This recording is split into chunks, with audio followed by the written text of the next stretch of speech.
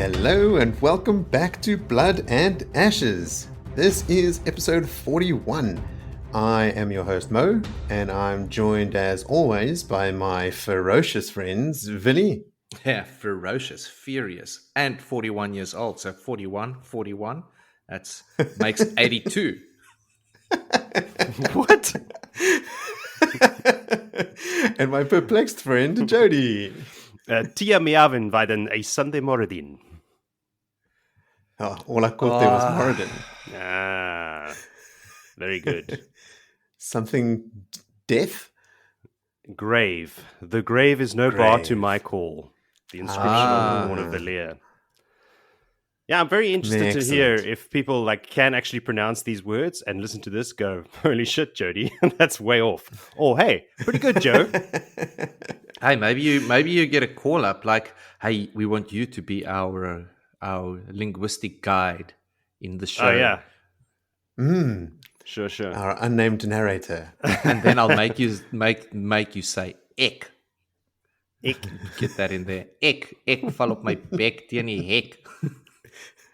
Something's up with Willie today.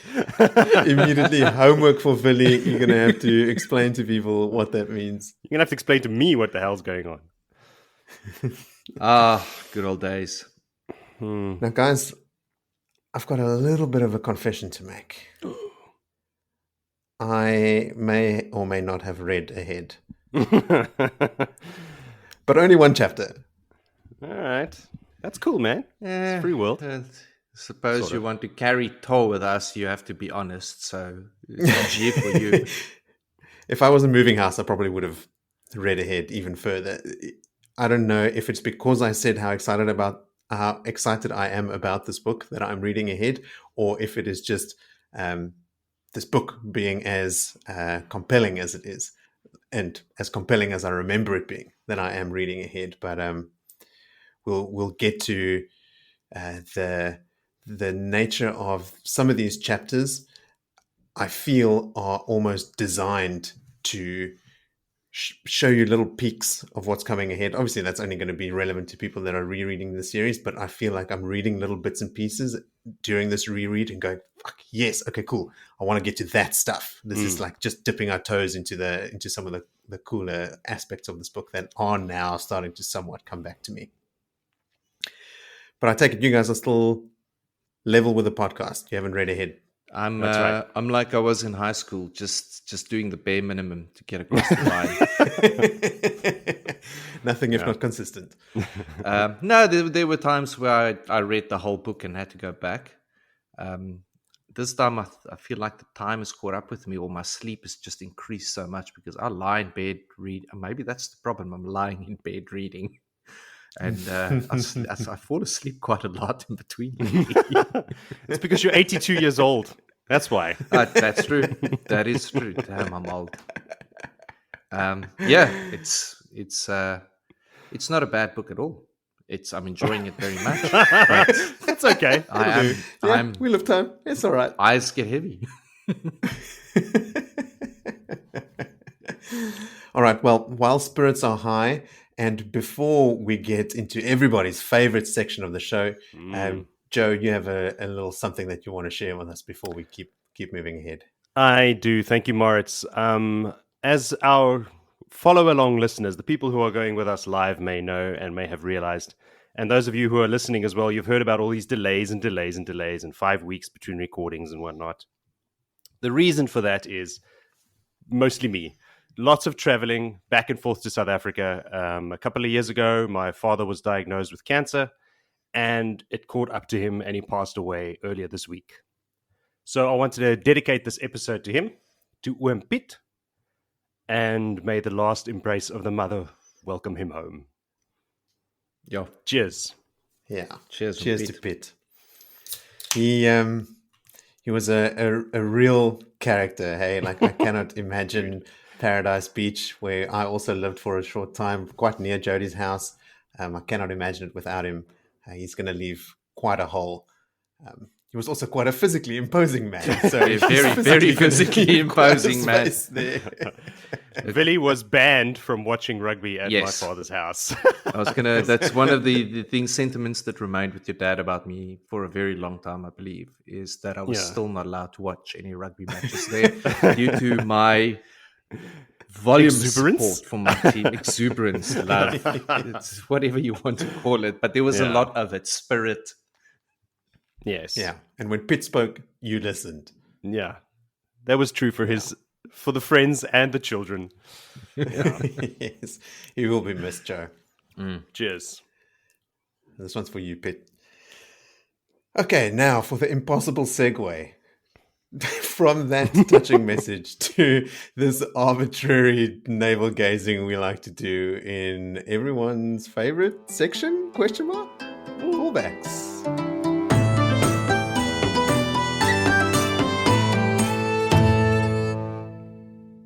Okay.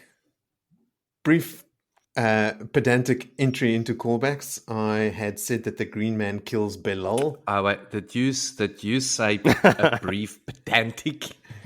Just a brief, like it's just every now and then I am a little bit pedantic, and I got to go back to something that wasn't a full stop and a comma. Yes, enlighten us with a brief pedantic callback. The Green Man did not kill Belal. Moiraine killed Belal with balefire. He killed Belthamel. Whatever. When we were listing off the Forsaken. Okay, thanks. They dead. Yeah, super dead. Ian Yellen and Twitter user FedUpXFed wrote in with a delicious piece of knowledge I have written here. You know how we've been asking why Savannah has not been, or did not tell Couladin about the visions in the glass columns? Yeah, I remember and asking for him to arm himself. Mm-hmm. It's because Savannah is not a wise one. But that's why I asked before the time, is she a wise one? Because that means she would have gone through the columns. I always assumed that she was. She becomes one later, but at this stage, she was only acting as the clan chief's wife and speaking on behalf of the clan, not yet a wise one. And the way that she becomes a wise one is also through skullduggery. She convinces a couple of other people to commit a murder, wise ones among them, and she sort of uses that to blackmail them to support her claim that she is now a wise one. They're not in the waste anymore at this stage. Rhuidean is not available to them, so she becomes a wise one, and that's how we've always read about her in the later books as a wise one. Yeah. Well, it draws a lot of parallels to Elida, Savannah then, whipping people up to do murder and just general evil things. So thanks to, I think there might even have been a couple other people that wrote in about that one, but those were the first two. And when I was making my notes, they had written in about it. But there's the simple answer. We were sort of speculating about, maybe she doesn't know if it's the same for a clan chief or a wise one. She just straight up never saw anything. Then, this is becoming a bit of a regular occurrence. Villy was right again. What? That's it. I'm out of here. Ravin's pet Aes Sedai that he has compelled when Lanfear arrives is not named and is never named. It's not a named replacement for Elida. It is an unnamed Aes Sedai that is there feeding information back to the tower. But Jody, you and I must have been thinking of the one that they had sent to Sildaya to counsel Queen Tenobia.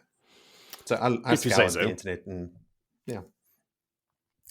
Then we sort of speculated about Ravin's strength, like does he sit just below Rand or something? In the power rankings of all the Aes Sedai, 3 sit at the very top. Rand, Shamail, and Ravin. Equal in power rating. Where did Luce fall into the listing? I can only imagine same as Rand. Equal first. Just below them, like Agenor actually features quite highly as well. And really? A couple of the other Forsaken sit up there, yeah. Not that it helped him. We spoke briefly about Shemarin, the yellow sister who was sort of like fainting in Elida's study, and I told you guys about her escaping through the sewers because she'd been working with the beggars. She was demoted. They took the shawl away from her. Eventually, she makes her way to Saladar, and she makes peace with the fact that she won't be an Aes Sedai again. She tries to hide as a servant. It's Gawain that comes to town and recognizes her and turns her into the Aes Sedai at Saladar. And they then ask her about how she got out. And that's how they find out about the tunnel or the sewer. And then during the siege of the tower, when the Shaunchan attack, a group of soldiers actually used that to go in at the same time. Villy, you called up one of the Aes Sedai that I did not elaborate on. You know, they named all of them in that session with Elida at the beginning. Riff-raff. Yeah, what's her name? Evangeline Lilly is what I flippantly called her. Yeah. Yes. Evangeline. That one. She flees the White Tower after Egwene starts weeding out Black Arja's sisters. So it is strongly suspected that she is Black Arja at that point, even though she's not on Varen's list. But during Thom and Juilin, during the final battle, she fights Egwene directly. The two of them fight, and she escapes once, and then Egwene kills her. Well, maybe she's like one level up from the Black Arja. She's sort of on, hey, I want to make your Forsaken list, Dark One. I come to you straight. And then he put on this little spy tier. Jesus Christ. Layers on layers. Really is on another level today. It's a long weekend, man. I'm not mushrooms. stressed about tomorrow's work or anything. I've got Easter Monday tomorrow. Oh, you guys got holiday. Not me. Yep. We do. Oh, weird. Spain. I thought they'd be all about the Christian holidays. No, we go Thursday and Friday some days, like Holy Thursday and a Good Friday, and then Monday, no one cares. I don't know. It's weird.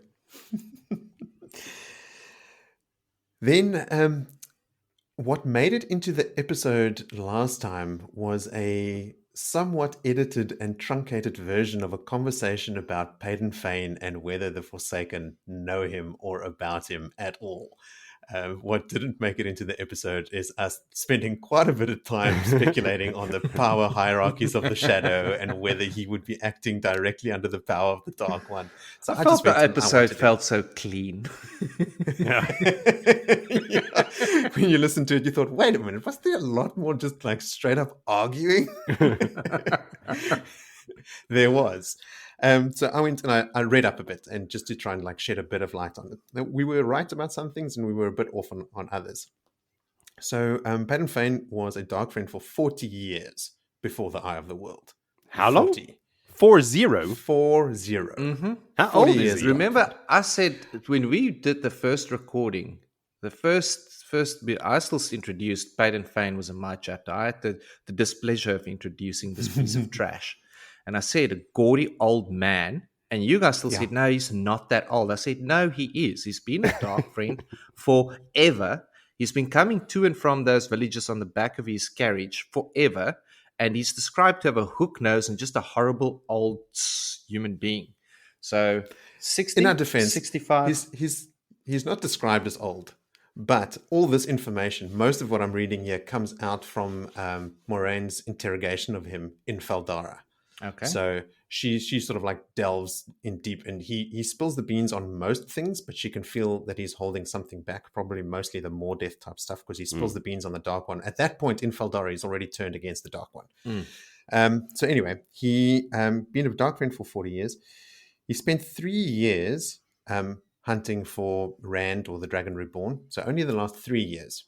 So he hadn't been set as his like the Dark One's hound before then. He was summoned by a Fade to Shire Ghul, as Villy pointed out, not by a Forsaken, but there he met a man with fire for eyes calling himself Baalzamon, which we know is Ishamil. Okay, so But was that the point where he was being tortured and yelled out, Frodo, Shire, Baggins? Yes, having his mind distilled for information and remade every time. Yeah, all that horrible stuff. Ishamil also appeared to him in his dreams. And when our group of heroes go to Shadow Logoth, and the Trollocs are all camped outside, and they're using Shadow Logoth as sort of refuge because they know the Trollocs won't come in. Paden Fane says that even the Fades were afraid of going in there, and they were forced in by Baal-Zamon himself. Apparently, Ishamael was forcing the Fades and the Trollocs into Shadowlove. Now, I thought it was take that from whence it comes. Fades being driven in by more Fades. Like the Fades were driving the Trollocs in, but... Well, Ishamael was driving the Fades to drive the Trollocs. Yeah, again, hierarchies. From the top. Something else I thought about is Slayer is tasked with killing Paden Fane by someone, right? The only person we ever see give Slayer any kind of tasks or commands in the story is Moiraine, which we know is Ishamael reincarnate. Actually, Grandal does as well, but only after Moiraine gives her permission. Like he gives her a Slayer, and he says, "Yeah, you can use him for whatever this thing." And then the whole reason we spoke about this is because we thought Alviarin looked, or it was sort of noted that it seemed like she knew him better than what Elida thought would be normal. She sort of remarks on the fact that sometimes it looks like Alviarin knows him, which is why we went off on this unholy tangent. And I was just connecting dots going, okay, well, the Black Arja was founded by Ishamael. So, I sometimes forget that just because Missana is in the tower and giving Alviarin orders and stuff, Ishamael is actually at the head of the Black Arja. And Alviarin is the supreme leader of their council, right? She is the head of the Black Arja. So there's lots of links between Paden Fane, Ishamael, and the dotted line to the Black Arja. So I think Black it is Arja sitter of the whole vibes. She's the head of the Supreme Council. But now of 13. All of that makes me think that Ishamael is then behind the wanting to take out of Paden Fane as possibly. Just loose ends. He serves no purpose anymore. He's so corrupted. Slayer refers to him as the renegade. Yeah. So, yeah, probably. Which then leads you to think, okay, so now he's in the tower. Alviarin can see him right there. Is she going to try and do something about it? Stab in the neck with a pen or something. That would be great. Lawrence is read ahead. He knows. It didn't come up. All right. Enough of that. How much time between the Shadow Rising and Fires of Heaven? It's just over a month. Okay. In time that lapsed, sort of the end of the book tool where they sort of retake it. Yes. Because I picked up on something now that suggests it was more. Well, look, I've looked at some, people have mapped out the timeline online. So how reliable that is, I don't know. It's the kind of timeline where they actually equate each date in the book to a real, our world dates, and they list every single event out there.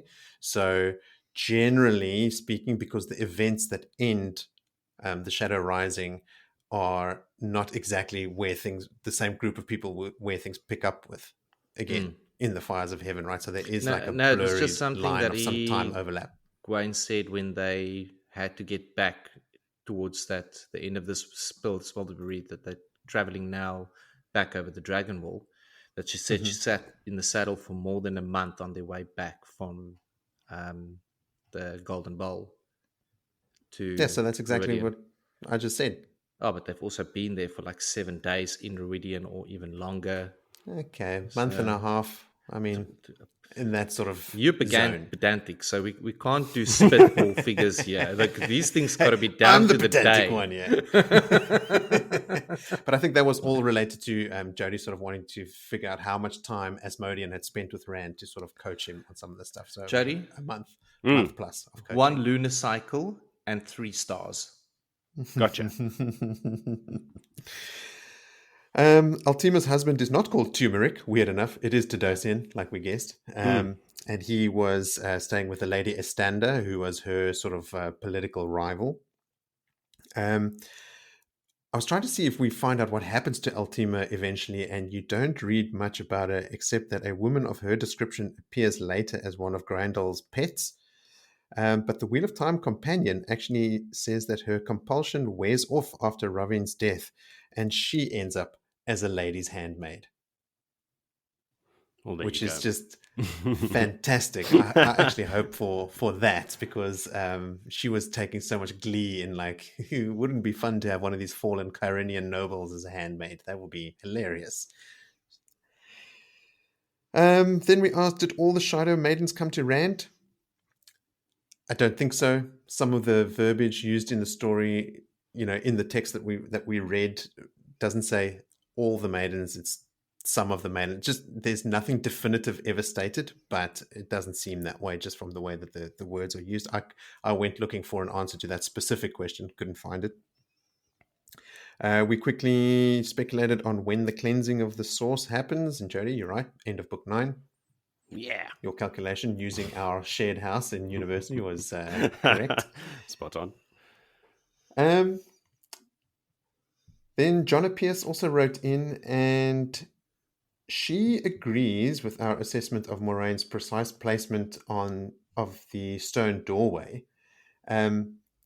But in the most recent chapters that we read here, Moiraine mentions the rings, and the rings that the apprentices go through, and I realized, obviously, Moiraine finds out about the Lanfear thing from the rings, Yes. not from the Finns. No. They didn't give her specific instructions. They might have said something to her along the lines of what they said to Matt about, you have to go to Ruidian, which might be why she asked the wise ones out of the blue, seemingly, can I also go? And they say yes, and then she goes. And then she goes through the rings, and that's where she figures out from the rings about how her end with Lanfear will come about. That dawned on me as well during these. Yes, when you read her talking like, about the rings, dumbass. yes, The Finns would never have been that specific and clear. Foolish fools. No, for her to know how to position the doorway on the cart. They give her little pictures. Richard Jackson wrote in with the same comment. There's a couple more comments from him later. And then we asked, does Moiraine know about Lanfear? Because we talk about if Moiraine had to know about Rand keeping Asmodean or Lanfear, in conversations at all, what would she do about it? And I thought I remembered that Rand mentions Lanfear to Moiraine in the Stone of Tyr, and she does. I went back and I read that chapter, and Rand straight up tells her after, trying to resurrect that little girl. They have a conversation where he says, also Lanfear was here, and pretty much puts it out there. Everything except for the fact that Lanfear offered him, dual custodianship of the entire world and reality itself. Yes. Then, let's get to Richard's contributions. Richard was saying that we don't know if Rand as Lews Therin Reborn is the first time that it's ever happened. That we know of is kind of irrelevant because we don't know about anything really further back than Lews Therin. But the comments that Ishmael makes about, us having fought countless times, specifically to Lews Therin, sort of hints at maybe that having happened, well, countless times, as much as you can trust Ishmael, of course. But then Richard does also walk it back, and he says Grindel does say that she's never heard the following before, that a specific man reborn according to prophecy via the foretellings. She says we've never heard, the Forsaken had never heard of that. So, you would assume people from the Age of Legends probably studied ages before them. And she even says, who knows what he is? So it sort of hints at the fact that Rand might be even different from Lews Therin. So who knows? Then Richard also wrote in about, why doesn't Asmodean just unpick Lanfear's shield? And Jonna Pierce wrote in about this as well. And I don't know if this was just in the text and we, assuming Savannah was a wise one, just read these exact words and didn't pay them any attention. But firstly, it being Saidar makes it more difficult. But it's also a very complex knot. Moghedian later in the story puts a shield on Leandrin, and then she states that Leandrin won't find someone from this age to untie it. implying that there are complexities to these knots. So we sort of joked about like, oh, it was just a really, really good knot that no one had seen before, which is It actually was. kind of true. Yes, it's Okay. just really, really complex. And also when Lanfear places it on Asmodean, she says that breaking that shield will cause pain. And judging from Asmodean's his sort of general personality, and also the fact that he knows Lanfear threw him under the bus or was about to throw him under the bus with the other Forsaken, that he can't just, break free and then go to them and say, no, guys, I totally didn't side with the dragon or anything. He maybe has accepted the fact that his lot is with Rand, and therefore he's not willing to go through the pain. And apparently it will wear off over time as well. So he's just going to ride it out. He's not going to try and, hurt himself by unpicking it. Well, if you've been alive for thousands of years, What's a few more? You can wait a few days. Yeah. I guess you learn some 40 patience. days. I'm just gonna drink, play stupid music on my harp and drink, and then unpick the lock. Like, I got time on my side, baby. Okay, that's it for callbacks. Phew. Beefy one. I did have a little callback of remembrance, and it was specifically around Varen. And you brought up Varen 2 episodes ago and her relationship with Thomas. And she left Davalon to join up with Rand with the Shenanigans, Varen, without Thomas. At that time, we still speculated, like, why did she then saying, maybe it's because she is doing Black Archer business and needed to get him out of the way or distracted. But now you enlightened us 2 episodes ago that he was a dark friend and she saved him on the spot. So he knew exactly what she was up to from the start. So it just throws that whole initial thing wide open again. I thought I was getting a conclusion. Thanks, Eddie. No, I don't bring answers. I only bring questions. Okay. More questions. I've always known that Thomas was a dark friend as well. Oh, I did not. He's a warrior. He's a hero. That's the way I look at it. That's the way it is. What was news to me was that he was a dark friend before Varen met him. But he was the cool part was that he was wanting to turn back to the light, and Varen said, okay, cool. The fact that you're already a dark friend, you can join me in this like crazy endeavor to, like double agent the dark, which is still mind-blowing. All right. Should we get started? Let's. Before we do, let's do a quick recap. Gotcha. Previously on Blood and Ashes, Elayne meets with her fellow usurpers and rankles at their apparent lack of respect. After she dismisses them, Peyton Fane arrives in her study so they can hate on Rand together. We cut to Robin, who's joined by Lanfear, Grandal, Samael, where they forge an uneasy alliance. Then we join Swan, Leanne, Min, as they are tried by Gareth. Is it Brian or Bryn? I'm going with Brian. Brian. Lord Gareth Commander. Just use his title and you'll always be My fine. liege. Is it Lord Commander? Call back. Billy, just edit this out. Lord Commander is the title of Pedro Niall. Oh, that's true. Dear Lord Captain Commander? Oh dear, no. Oh, Christ alive. Here we go. He's a lord. That's all he is. My lord. He's put them on trial, or they're standing trial in his court in an inn for burning down a farmer's barn. They swear an oath that they will obey and work off their debt only to escape and immediately en route to his manor. And then they are freed and accompanied by Logain. And then Gareth sets off after them with a platoon of his grizzled veterans.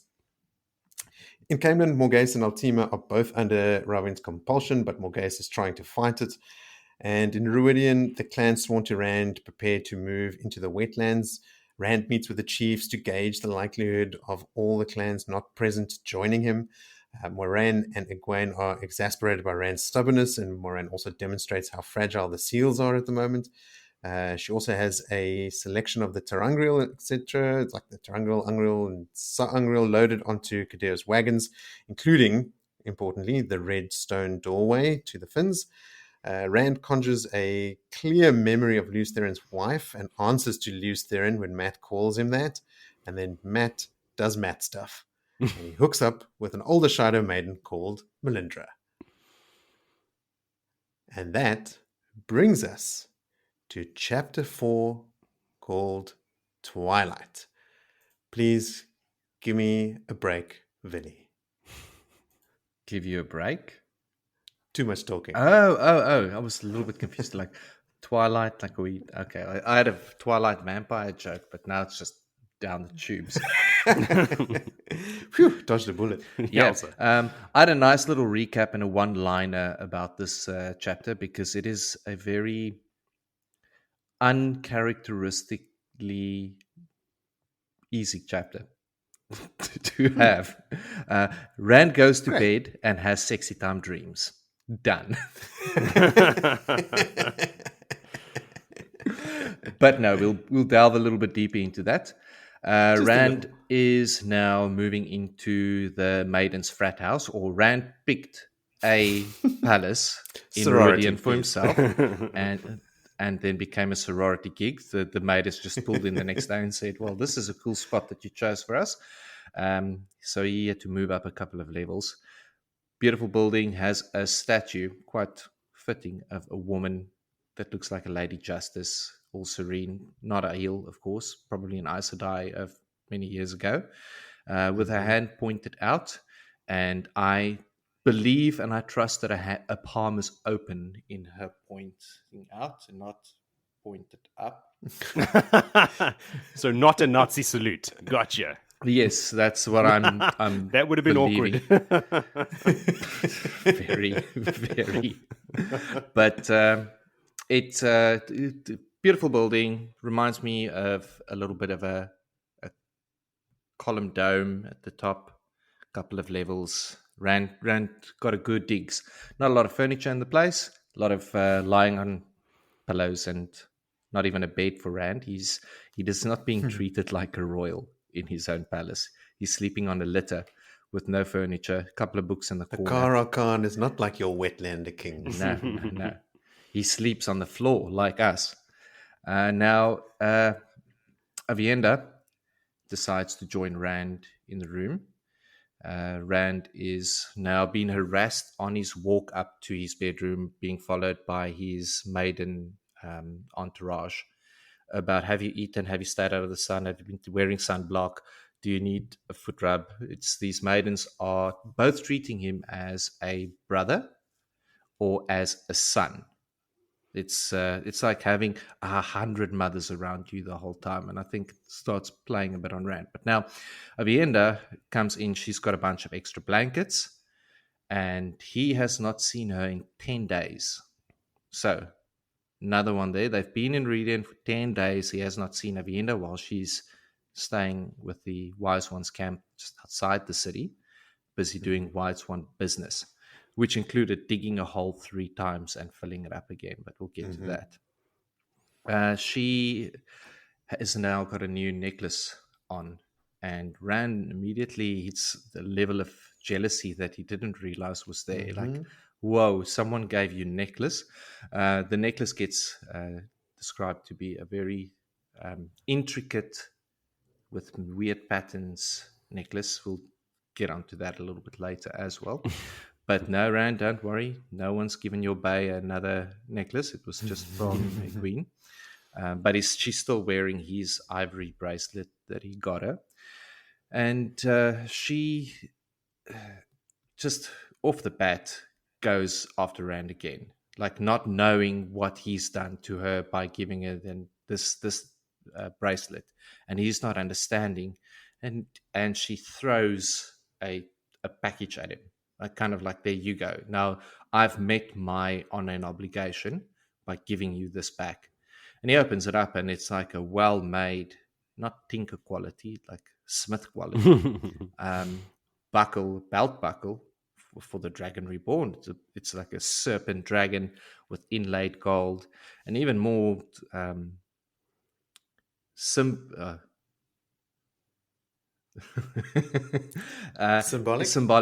of this of it Can't all do it. is that that all of this trinkets that she has been handing out was made from the molten down steel of all her weapons, her spears, her arrow tips, and she's obviously quite connected to this, that she's got to hand this out. This is her becoming a wise woman. It's part of her training and the things that she's going through. And she tries to explain the significance of that to Rand. And he's like, well, there was no debt to repay. Like, Rand still doesn't understand that he's basically given her an engagement ring. He's a wool-headed sheep herder. Yeah, he's a doofkop when it comes to the woman, it seems. Yep. So he keeps on going. Eventually, she throws the pile of blankets that she's come in to bring him, and saying that, well, it's not me that thought of you to bring you these extra blankets on the cold nights, because you had heard he's not been lighting his cow dung fire, which is understandable. You don't burn cow dung inside buildings, especially palaces. You tend to burn some wood or gas, or if you're in Australia, coal. They have none of these things. None of these things there. So she's furious with him. Like, just, you don't get it. And in comes a trigger point, Isandre. But she doesn't just come in. She comes in sounding like a goat in Africa, kling-a-ling-a-ling-ling, because she's wearing all of these stolen goods that she was caught with in her wagon when they decided to either send her naked with one bag of water across the dragon wall again, or to actually let the sun just kill her outright. Rand had to intervene and do enough for her life to be spared. And again, Rand knew he couldn't send her away. That's a risk for him and all the information she carries. He knows she's a dark friend. So what better place to be than to be a servant to the Maidens of the Spear? It's because she ain't going to get up to mischief over there. So they got a little pet name for her, a Sorella, whatever, some rat that the cats don't even like to eat. But yes, she marches in, other than a jewelry and a tray with some wine and 2 cups, not just 1 cup, 2 cups, butt naked, because that's part of her penance now. When she's in the sorority house, she's got to be nude to be reminded that she's got nothing but her bracelets. I don't know how that works, but yes, that's it's part of her Fardar is penance. my business, Willie. You don't get involved. I Not realize for you to understand. not for me to Maiden understand. business. Maiden business. Anywho, Aviendha sends her packing as well, and then gives Rand another one for the remembering Elayne is for you. Can't look at that. And she has since been striped, beaten 7 times for trying to sneak into Rand's room naked. It's she's incessant. She might be getting orders Remember to do that. I said a while back, she is killed by Lanfear. Is she? She's skinned alive. Kadir is. It's Kadir, but wasn't she as well? I have a can't feeling remember what she happened was to skinned Isandre. alive as well by Lanfear, because she didn't do what Lanfear wanted her to do, and Lanfear put her the whole time to sleep with Rand. Okay. Imagine, like, now let's put a pin in this. Put a pin in it. Let's put a pin in it, because I'm willing to eat my words on this. Lanfear as well has got her evil side. Now I'm digressing now. You brought this It's up. her only side. And then she's got her crazy girlfriend side, her Lewis Theron love side. That's Lewis yeah. Hamilton. You know, lose. You see the scales of balance, crazy sexy. Yes. Yep. Anyway, let's get on to where we were with the story. 7 times Isandre has been caught trying to get sexy times with Rand. 7 times that has failed. And Rand decides, stuff this, everyone out my room. He puts the wine in the corner. I'm not even going to drink a single thing, he says, that she brought me, because he cannot trust a single thing from her, which is incredibly wise. Puts the wine in the corner. He still does the menial, laborious tasks of putting out the candles and everything else by hand himself, but then he sets his wards and he laughs at himself, saying, you know what, I probably use the power to do all that business of candles and that, thinking that I should have probably bathed before going to bed, but still going to sleep with his boots and his coat on. Rand is tired Rand. Yeah. Sleepy Rand. He's a sleepy boy. Is that the end? That's a very short chapter. It's a couple of short chapters in this stretch. Well, look, sometimes there's a short chapter with a lot of things happening. This was Rand just being berated from all sides and not understanding Giotto, not understanding what he's done with Aviendha. Hasn't seen her in 10 days. Like, hey, I'm so happy to see you. Don't you smile at me. You don't know what you've done. You've given me a bracelet. I've dug in 3 fucking holes, just like taking it out on the poor guy. Okay, Joe, the floor's yours. Oh, is that it? We're done with that chapter? We're not discussing it? I have nothing to say. I have a bunch of notes. That's why I'm letting you go first. No, I thought you meant like my chapter. No, okay, I've got nothing. No, I'm just wondering. No. Like, I don't know. Rand has a lot of willpower. I mean, apparently, as far as descriptions of Isandre have gone, she is a fine-looking lady and constantly naked, and he's alone up in the top of the tower. Good on you, mate. I can see why he was chosen as the Dragon Reborn. The alliance with the Dark One might be slightly off-putting. There's that side that she is dark friend, but then you've got a Forsaken hovering that pops into the room whenever you don't want her to pop in there. Imagine Lanfear popping into a room where Rand is busy having kerfuffling yoga sessions with Isandre in questionable playing Naked Twister, doing something of the sort, and Lanfear saying, what? And going. But you just said that Lanfear sent Isandre to do that. Yeah, but which was my problem with that plan, that theory. Off that. No, because that's what she wants. She wants a reason to go all Lanfear. She wants that catalyst. Like, I knew you would do this to me, loose, and then go crazy. Right. That's why Rand's shielding his dreams. He's too scared that she finds out because, oh man, we got to move on. I'm just going to bring the show forward now. Rand is shielding his dreams because he's constantly being harangued by fucking Ishamael and Lanfear, and he wants no Forsaken wise in ones. his dreams. Everyone. Yeah, wise ones is another motivation. Yeah. I like how we're starting to see hints of Rand sort of growing up. He's smoking a pipe. Before he enters the maiden's quarters, he's tapping out his pipe on his boot heel and stuffing it in his pocket and stuff. Like, he seems adept at it. And, not a lot of time has passed since the beginning of the Eye of the World. What have we said? Like 18 months, maybe a year and a half, around that. It's like they bringing that character aspect in, but the boys have always been smoking throughout the story. I mean, you're growing up in the Two Rivers, there's no tobacco pouches with warnings on. This is just like, you grow the stuff, you grow tobacco, you start smoking at 11. Boy, in my house, you do what I do and you butter your bacon. I think Matt is the only of the Two Rivers boys that we've read about smoking. He would be. I don't remember Rand smoking before. Rand and Matt. The only one that I can't recall is Perrin up until this point. You seem very convinced. Where was Rand smoking before? And I'm not asking to be facetious. Like when Rand, Tam, Abel, and no, that's Perrin. Perrin also smoked. Then Perrin also smoked with Tam and Abel and them.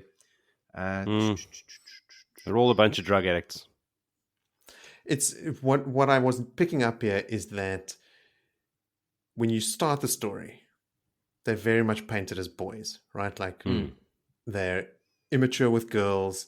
They I mean, they're still pretty bad, but parents married already. Yeah. But they are portrayed as innocent and young, and now seeing Rand like being not just sitting down after a meal and having a smoke, but like having a smoke on the way to the maiden's quarters and then like tapping it out on his heel and slipping it all seems practiced, and it just in my mind sort of elevated him again. I mean, Okay. there's the whole commanding an entire people and being the king of Tyr and like all that sort of stuff is also sort of like elevating. He's growing in leaps and bounds. There's What that just is the called my Karakan attention and the to is, Dragon like, Reborn.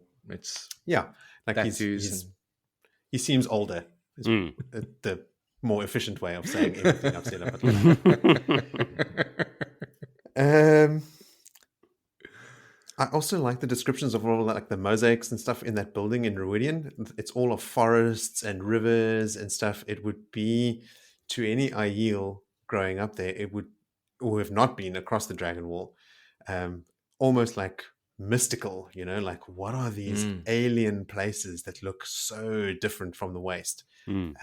Which I just thought back to like when they would have been building Ruidian with those like last couple Aes Sedai, and these are the Aiel that sort of trekked into the Waste from the wetlands, trying to like build something that is visually arresting, and from the way it's described, I could put myself in an Aiel shoes and look at those and go, whoa, this place is amazing. Look at this crazy depiction on the walls. At one point, Rand thinks he could probably trust one of the Forsaken more than he could Moiraine. He's musing on Moiraine's Aes Sedai-ness and how sort of manipulative she's been. And he literally says, and he doesn't say land fear because they've sort of become, unspoken buddies or something, but he says one of the Forsaken. It just gives you another indication of where Rand stands with Moiraine, or where Moiraine stands with Rand, I should say. Because that also becomes a feature in these chapters, right? Like Rand's treatment of Moiraine. Well, when he gave her the opportunity, and that was at the Stone, when he gave her the opportunity to speak plainly to me. Cold Rocks. Was that Cold Rocks? They're in the Waste. And he told her straight, not good enough. You've had this opportunity. So he's hard still from there. There hasn't been much discussion between him and Moiraine from that point already, because she's not willing to bend. Literally, he's wanting her to bend the knee. Like, not the tower, me. I don't think he wants her to bend the knee. He just wants her to be honest. And she can't stop being Aes Sedai. She can't stop being sort of like double meaning, duplicitous, wordplay constantly. And Rand has had enough of it. But like, just for him to have this thought, I can trust one of the Forsaken more than I can trust Moiraine, was sort of, again, jarring. Like, wow, because we hold Moiraine in quite high regard because we know her motives are, pure, even if her methods are questionable. There's another statement Matt makes later, which is also shocking in the same way. And I think it's all, peppered in there to sort of establish what their relationship is when certain events occur that, alter the story quite considerably. Rand is already here hinting at, maybe I can cleanse the source. Yeah, dude, you can. Here's Willie, you're going to be proud of this level of pedantry. Rand notices that Aviendha's hair does not yet reach her shoulders, which makes the cover of the book problematic, because she has long flowing red hair. Not on my cover, man. White. There's a wheel on my cover, so that's lost to me. I also had speaking of Aviendha, I had a good, I think I chuckled out loud that when she was pissed off with Rand, when she brought those blankets to his room, she throws them on his head. This is he who comes with the dawn, commanding all of the Aiel, and she's annoyed with him, and she just he's just sitting on the bed, and he just sits there, and all the blankets flop over his head, and he has to, I guess, just take them off and try to keep a straight face. Mention here, a couple hints of Elayne's letters. In the first one, she calls Rand the light of her heart, and in the second one, a cold-hearted wretch she never wants to see again. Hectic, Elayne. Jesus. to rein it in a little bit. That's why Elayne is fretting over like the letters that she sent Rand, because Rand also, I think, previously commented on, did these come from the same person? Yeah, exactly. Rand also thinks back to the fact that he once killed a woman. That would be that merchant that he just decapitated before going to the rest of the soldiers, right? When we think when he was running to the Stone of Tyr by himself, he was approached by a merchant and her guards, and we suspect that there was a grey man in there. Ah, yes. Around the fire. The woman that he just immediately murders, that we thought, what is he? Did he kill someone innocent here? Yeah. I'm guessing that's the woman, because I can't think of anyone else that he's killed, really. No. Not a woman, anyway. The only one that came to mind for me was when Matt and he was sleeping in the barn during the long apple cart saga. And the Dark Friend came there to kill them. She had a knife. They just hissed. Locked her in a stall. They didn't kill her. They were young and innocent back then. Yeah, no. And then lastly, just on this chapter, it is so blatantly obvious that we are going to be delving quite deeply into Rand and Aviendha's relationship in this book. It is laced with foreshadowing. And just dropping hints all the time. Classic romantic comedy. Yeah, you'll be all over it. Setups, I can see this coming a mile away from my experience. That's it from me. I guess that's it from everyone. Yeah. Very well. Then let's forge ahead to chapter 5, called Among the Wise Ones. Tell us about that, Joe. Yeah, so as the title suggests, we are amongst some wise ones with Egwene. She is at first in her own sweat tent, but she is going old school. She doesn't do this whole sweat tent thing with a bunch of other people naked. So she's still washing herself in a bowl in a tent. She's thinking to herself about how anxious she is to learn about more dream walking. This is a lot about Egwene and her desire to become the best of the best. She's already at it. And she feels that she's more advanced than they know, and maybe she outstrips her teachers. That when she gets back to the tower, she'll have to go back into studying, and she already knows more about some topics than some Aes Sedai, well, probably most Aes Sedai. Mm-hmm. So while she's busy washing herself, Guy Shane comes to fetch her and lets in all the cold air, which is not what she likes. The wise ones have summoned her. Like Willie said earlier, Bear is making them stay in these tents outside of Ruidian instead of finding a building inside. She thinks maybe they're still trying to cling on to the history of their people and the traditions, even though Rand is changing everything. People are always just walking in on her in these tents, and she muses to herself here that, Rand's not having to deal with this shit. He probably has maidens jump when he snaps his fingers. He's got a real bed and a hot bath, and we just read the previous chapter. None of these things are true. You went to bed unbathed, no water, on a pallet with no fire, sleeping in a cold People room. are constantly barging in on him. Throwing blankets on his head. It's not going that great for him either. But anyway, more of that, male-female thing that Jordan does. She's been a very good student, Egwene, that is. She's doing everything the wise ones ask of her, just like Aviendha. We learned that Aviendha as well has been very, thrown herself into her training a lot.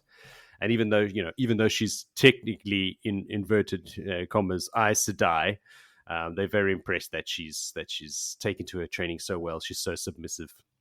So she takes a sweet time as well now. She's trying to look at she should choose a dress to go, what shoe she's going to have, and all kinds of stupid crap like that. She's having a fat chat with the guy Shane that came to fetch her. Cowindy? How would you pronounce this, Billy? Cowwind? Cowwind. Cowwind does not sound Sounds good. like a bovine fart. Cowinde. The guy Shane. Yeah. Anyway, whatever her name is. She's not very forthcoming, though. She's not, the guy Shane are not a chatty bunch of people. So eventually she just she just goes for a cloak. She's going to put a cloak around her nakedness and run out of the tent and go through the wise ones like that. In the tent, we have Moiraine, and Bear. They with Aviendha, and Moiraine is there too. All of them lot of nudity in these chapters coming up. Aviendha is tending the fire, and she's been training hard at channeling, as hard at channeling as Egwene has been at dreamwalking, and they've become quite the little trainee team. Now they consider themselves near sisters, so their friendship is building as well. And so that comes into play a bit later on as well. So, of course, Bear gives her shit for taking her sweet time and getting there. She should be more like Aviendha and come running whenever she's summoned. And then later we hear as well from Aviendha that, the wise ones tell her you should be more like Egwene. So they're playing them up against each other. It's all just to get the best out of them. It's not manipulation. Well, to a degree, but for a good cause. It's for their own good. It's for their own good. So the talk in the tent has been, of course, about the Dragon Reborn, the Car Archon. Each group, the Aes Sedai and the Wise Ones, have their own plans for him, and neither is willing to budge on them. That's much to Moraine's disgust and stress.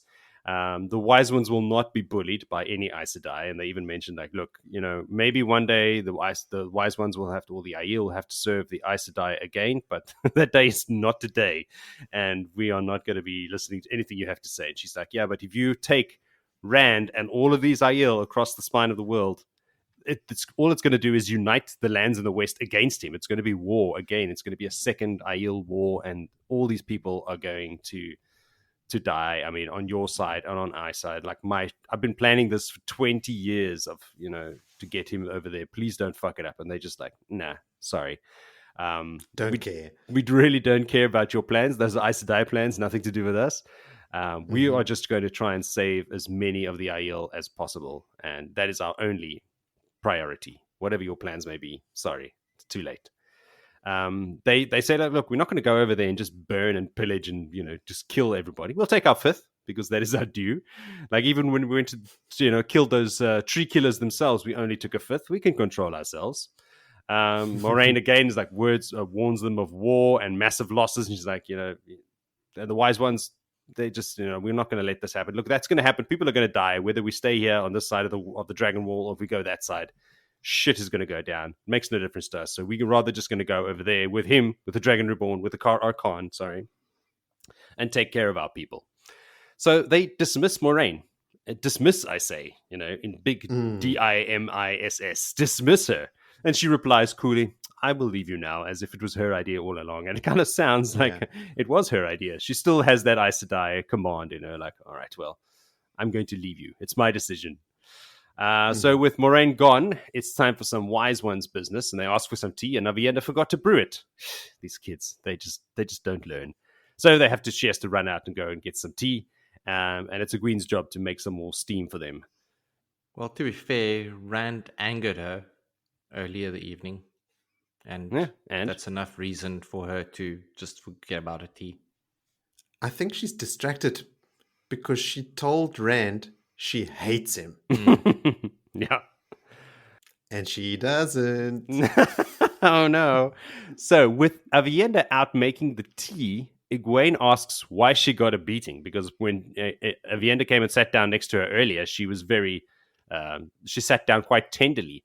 So apparently Aviendha asked for the Wise Ones for a beating, to beat her, because she had lied twice and had toe. So I'm like, what two lies? And you just answered the one that she told Rand that she hates him. That's one. What was the other one?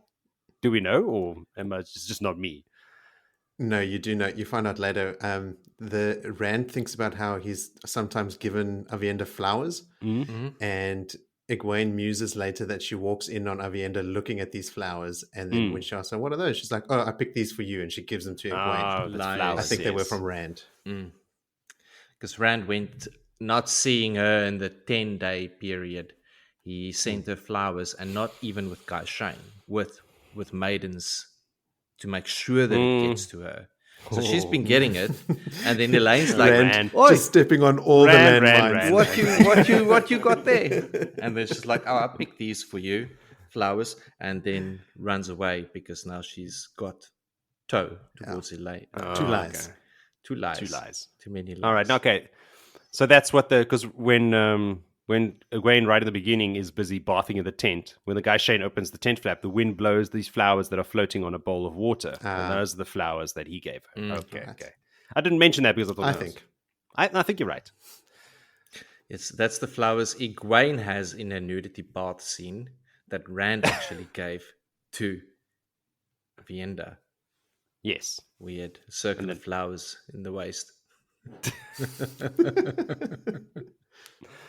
Okay, so the Moving on. conversation moves on to the amount of tinkers that are in the waste. There have never been this many before, says Amis, or one of them. I didn't write down her name. Like, never in her lifetime has she seen so many tinkers, so many lost ones in the waste before. Moiraine says that they are fleeing from the troubles on that side of the world.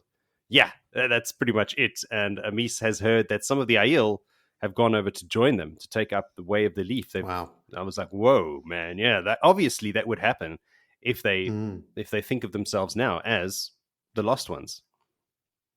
There's an awkward silence in the tent after the discussion of these Aiel going to join the Tinkers. But then again, you know, he who comes with the dawn brings change, and they just got to deal with it. They're not haven't accepted the change. They're just coping with it as best that they can.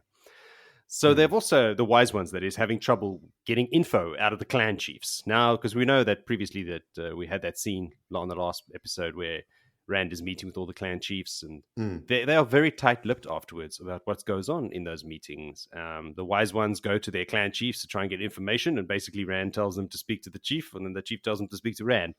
So, yeah, Moiraine has had it with Bael. I'm going to call him Bael. Bael, if you want. The clan chief of her sept, you know. Please say it like that every time. Bael. And yeah, because he is not forthcoming whatsoever. Bear suggests that there's only three things to do with a man like that. You either stay away from him, you kill him, or you marry him, to which Moiraine stiffens. Oh, Moiraine likes Bael. And so that happens later on, which it is true. She does actually dig him. So Aviendha returns with the tea, and they ask immediately, Egwene, do you think Rand will let Aviendha sleep in his chambers with him? Oh, the impropriety. Egwene is very taken aback by this. Very, very improper. This will never happen. Sleep in his chambers, like this is crazy. But the wise ones are like, no, listen, we didn't say sleep in his bed. We just said sleep in his chambers, which to Egwene makes no difference whatsoever. It's like, Rocha, get your mind out of the gutter, Egwene. But they didn't say that. She's not sure that he would allow it, but then again, she doesn't know him that well anymore. She realizes a lot has changed. Apparently, Aviendha is even taken aback by this. She's very, very upset by this suggestion, because even she thinks that he has been summoning Isandre to his blankets. That's apparently big news, all right? That Isandre has been sneaking into Rand's room. A lot of people know about this, apparently. This does not surprise the wise ones, who think all men are fools, especially the young ones. And, they're probably right most of the time. Yeah. And she does not want to be there. This is Aviendha when he summons her again. She's like, my honor won't stand that if I have to sleep in the room while, he summons these trollops to his bedroom. Not trollocs, trollops. Flip skirt, I think she calls it. Flip skirt. Oh, yes. Very Something aptly. like that. Yes, it's easy to understand. So she's also just trying to come up with excuses now, like more time with Rand will affect her studies. She wants to really, really get good, and she doesn't have the time. They're like, listen, you can't study while you're sleeping, so don't worry about it. It's like, shit. Just trying to get out of there. The wise one aren't buying anything, and just tell her, like, look, she must accept her fate. And this is just the way it is. Deal with it. Of course, we know that she doesn't want to be there for other reasons. So the wise ones will think of a way to get Rand to accept her in his rooms, whatever. They're just like, we'll make a plan about this later, but it's going to happen. But now, bath time's over. It's time for Egwene to train some more in Tel Anriod. She needs to learn how to find specific people's dreams. And she can start with Elayne and Nynaeve's dreams, the wise ones have been asking if she's been practicing. Has she found any dreams? Apparently she hasn't, and she's tried and failed. And something to do with the distance. I'm surprised that distance has something to do with it in Tel Anriod. That because Elayne and Nynaeve are on the other side of the world, Egwene is having a very, very hard time finding her dreams. I thought Tel Anriod would have different, logistical issues than that. But apparently that's the case. Who am I to question it? So tonight, they're going to start easy. Amis says, like, you're going to find my dreams. I'll sleep very, very close. Like, I'll be out there in the tent somewhere outside the town, outside the city. So I'll be pretty close by. You should be able to find me. And if you don't find me, we'll have words in the morning. So punishments to come. Before they leave, Elayne nervously asks the help of Bear and Amis to approach Dorinda. This is Bael's wife. Sorry, my apologies. And now she does have feelings for him. Apparently, she needs to know if Dorinda will accept her as sister wife. And of course, everybody is super, super stoked. So she wants to marry old Bael, and she needs to know if Dorinda will be cool with that or not. She thinks that she would be, but she's going to ask for some wise one assistance to help as well. Now, did anybody look into who Dorinda was? Because I did not. All right. I don't know if she's just a wife. Roof. Yeah, but is she roof mistress or is she also a wise one? For the Goshin. She's don't know if she's not a wise one. She's just Bel's wife. Okay. And right, so I don't think, I could be wrong, but I don't think you read about her much other than in this context. And when Bael travels with Rand later, and there are wise ones traveling with them as well, in the wetlands and everything. I think Moiraine is the sort of conduit to the wise ones from Bael, or is that connection? I don't think Dorinda features. Because the Goshin plays a big part in Rand's Aiel entourage. Big asterisk, as far as I remember. Yes, we'll put a pin in that. Yeah, the thing is, they seem to accept that Dorinda will say yes anyway, and no one even considers what Bael will say. Like, screw that guy, he's just going to go with it. Your input is not necessarily good. A little joke about it. It's like, oh, what if you lay the bridal wreath before his feet, and he doesn't pick it up, steps stamps on it. Steps back. Steps on it. All right. And then they laugh, they have a fat laugh, like, ha, ha, ha, ha, like any man would be that brave. It's like, yeah. Much to the confusion of Egwene, who's just like, what? Whatever, I don't get it. Yeah. Her delicate sensibilities are very much being challenged here. All the time. So after the wise ones leave, they leave arm in arm, giggling and like little girls. Aviendha and Egwene are busy cleaning up because, that's their job. Aviendha, just slips that question in there if a wetlander would accept a sister wife. If they would accept these kind of customs. And I was like, ooh, why's that, Aviendha? Have you got some plans, perhaps? So when they leave the tent to get dressed, Bear is still out there, and she has stolen their clothes. Like, she's already had the clothes sent back to their tents. Although I'm wondering if Aviendha even had any clothes out there to begin with. She might have just been, left her shit behind and just been running around naked the whole night because she's just so hardcore. And she says, look, there's going to be punishments for both of you. I didn't forget about any of this crap. Egwene, you're taking your sweet time to get here, and Aviendha for forgetting the tea. 50 laps around the camp, please. Naked and barefoot in the cold. But they start with no complaints, verbal ones at least. So, off they lope. So this is where we now go into Egwene and Aviendha's little point of view, and they're having a chat while they're having a little jog in the middle of the night. Aviendha tells her, this is the part where she tells her that she works so hard because the wise ones are always comparing her to Egwene, and she's like, hey, shit, they're comparing me to you, so the secret is out. They talk about using the one power and how awesome it is and the feeling they get. They talk about Rand and Isandre, and Aviendha's like, no, come to think of it, I don't think that he did summon her. Like, I don't, I'm angry with him all the time, but I don't think he's that foolish. But Aviendha is still hell-bent on insisting he belongs to Elayne, as we saw in the previous chapters.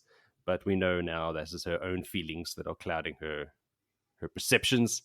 Egwene defends Rand's right to actually have a say in his relationships, not like Bael, who has no say whatsoever.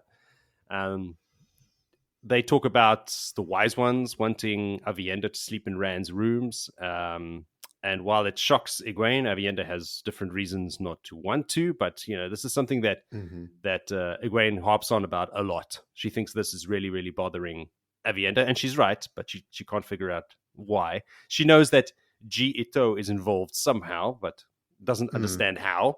she's still kind of figuring that out. But Aviendha kind of points out to her that, look, you actually, you say you don't understand honor and obligation, but you are living it as an Aes Sedai. You are submitting yourselves to the wise ones, and you never complain and everything. And she's like, still lying to you about that, about being a wise one. Incurring quite the amount of tow here. Yeah, just a smidge. Bucket loads. So yeah, basically they just carry on running because after this conversation, that's only one of the 50 laps, and that's how we end this chapter. Yeah. Is it here where Aviendha, does she ask Egwene, would Rand consider a polyamorous relationship? That's what I said earlier. That where is my line? Yeah, She had a little whinge or worried that Rand is promised to Elayne, and Egwene said, no, Rand's not engaged. He can choose whatever he wants still.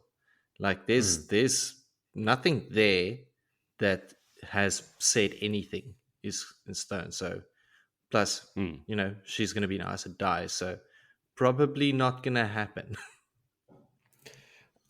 I sense like cracks in Aviendha's resolve forming here. Like if it's here where she's saying to Egwene, like, do you think he would consider a relationship like that? Yeah. It means she is thinking like, fuck, I might actually, if they make me sleep in his room, I might not be able to control myself. It might happen, because she's seen it happen, right? Yeah. She saw it in the rings. So she is fighting hell for leather to not make that happen because of this perceived promise that she made Elayne.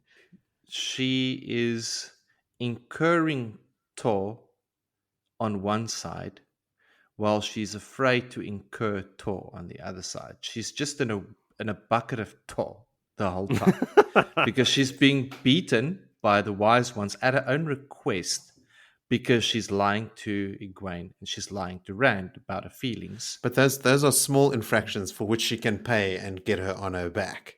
Betraying Elayne to her is a much bigger deal than telling some fibs and getting jacked. Okay, that's fair enough. Yeah. Fair enough. There's levels of tow. Well, she's going to do it anyway. According to Aiel customs, there is an arrangement in which Rand can have her and Elayne as wives. But only if Elayne I feel like she would have seen because that Elayne was on the scene before her. That's so her near sister has to become a sister wife, and then they can have a Rand party. Also, Aviendha, don't forget about Min. Yeah. Yeah. There's one more. Yeah. It's cool to see Egwene actually using the one power for like mundane tasks now, like heating water and that sort of stuff, which I'm pretty sure Swan told them not to do in that boat ride from Feldara when they were heading back to the tower. And she pulls out a knife. She says, you can cut stuff with the power, but if you have a carving knife, use the knife instead because the power can be too alluring. You might become intoxicated by it, that sort of thing. But here, Egwene is just going balls to the wall. Like, you mean just with the Egwene, the one using the power that's told not that she's not an Aes Sedai, telling everyone she's an Aes Sedai. That one that's run Egwene away from the tower. That Egwene that listens to the rules. Does not. And then it's juxtaposed with like how, Vinny, you were saying the previous chapter ends with Rand laughing at himself for like manually putting out the fire and like doing all these little bits and pieces and then lying in bed and then thinking, I probably could have done that with the one power. John O'Pearce actually wrote and said that was her favorite moment from the stretch of chapters, and specifically again contrasted with what Taim teaches at the Black Tower. They are actively encouraged to do everything with the power. If you can do something with the power, you do it with the power, like making them channel all the time, which is cool. Well, I can see why men don't do it, why Rand doesn't do it, because it's not a joy. Like to the women, touching the one power is a joy, but to him it's like, oh, there's filth all over me now because I put the fire out. I'd rather just avoid it. Surely also, like an extended and multiple exposure to the taint surely would speed up the madness. Yes, right? Like so, you get it. Which is Time's plan. Yes. So, Cowwind, the bovine fart. Yes. I was trying to see if we read about her again anywhere else in the story, because I've had a ghost of a memory of reading that name before. Hmm. And she does appear just a couple of times. She takes a message for Egwene. Before Egwene sets off to Saladar, she takes a message to Gawain for Mhm. Egwene. And I think there was another one that I didn't write down, but yeah, she does appear. So this is one of the names I'm gonna try and actually remember and recognize when I see it again. Hence, repeating the cow joke all the time. Is she maybe one of those that never gives up the white? She after her year and a day. She is. That is the other thing. Yeah. Okay. Yes. Well, that was part of the sort of discussion when Gwen was talking to her. Like, what are you going to do after? When do you have to give up the white? And she's like, I'm Guy Shane. Sort of painting that picture that she's not going to give up the white. Like, this is the bleakness is settled in, and I'd rather just go back to the old ways of being Guy Shane to someone. Yeah. And yeah, look, I thought be a warrior. that made me ask, but I thought that maybe it's just an honor thing. Like, you don't ask those questions. All Guy Shane would say that. Like, I'm a Guy Shane, so I didn't know if it was just an Aiel thing or... I thought that as well, Joe. But when I read up about her, it says she is one of those. All right. Bear is so hardcore. There's a line in here that Egwene thinks, young or not, she could probably run any of them into the ground and then carry them the rest of the way. Like, Yeah. I always imagine Bear as being like really old and decrepit, but I think I'm conflating her with Soralia, who's Yes. the really, really old wise one. Yeah. But Bear is still very physically capable. She's the eldest wise one here, but she's also the one that runs down the slopes of Chandar when Couladin confronts Rand with the spears, and she's running down to stop them from committing violence and stuff. And in that description, she is also described as running at full tilt down a mountain, with the grey hair streaming behind her, which is always cool. Is she the ex-maiden? Which one of them is in that tent is the ex-maiden? Amis. No, Amis. Yeah. She lay down the My spears. last note was, how rad that it never even occurred to Egwene not to run the full 50 laps. Like, she thinks to herself, like, there's no one here watching or anything, but exactly like Aviendha tells her, she's already living G-Ito. And it didn't even occur to her to not run the 50 laps she was told to run. Yes, Egwene, thank you for redeeming yourself after a chapter of being shocked at... me. Yeah, Aviendha sleeping in the same room and stuff. I was getting a bit annoyed with her. But that final line just brought me back again. Anything else? Well, Aviendha went after that run and already started digging the next hole that she's going to have to dig. Just keeping on with the tradition, I assume. A lot of menial tasks for Aviendha's immediate future. Yeah, she's not stoked with the sleeping in Rand's quarters thing.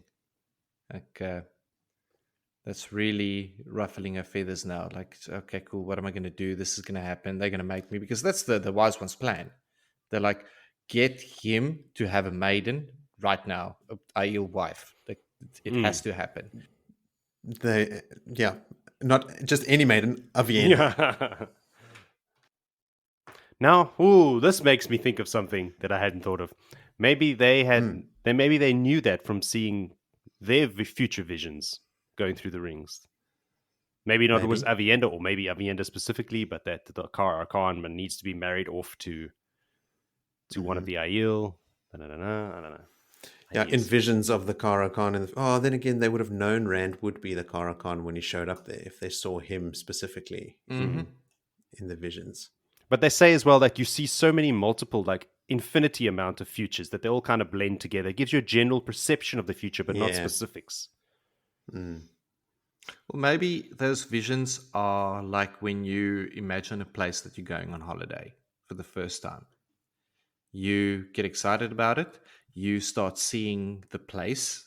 You get a mind's eye to the place that you haven't been to yet. And then you get there and you cannot remember that mind's eye at all.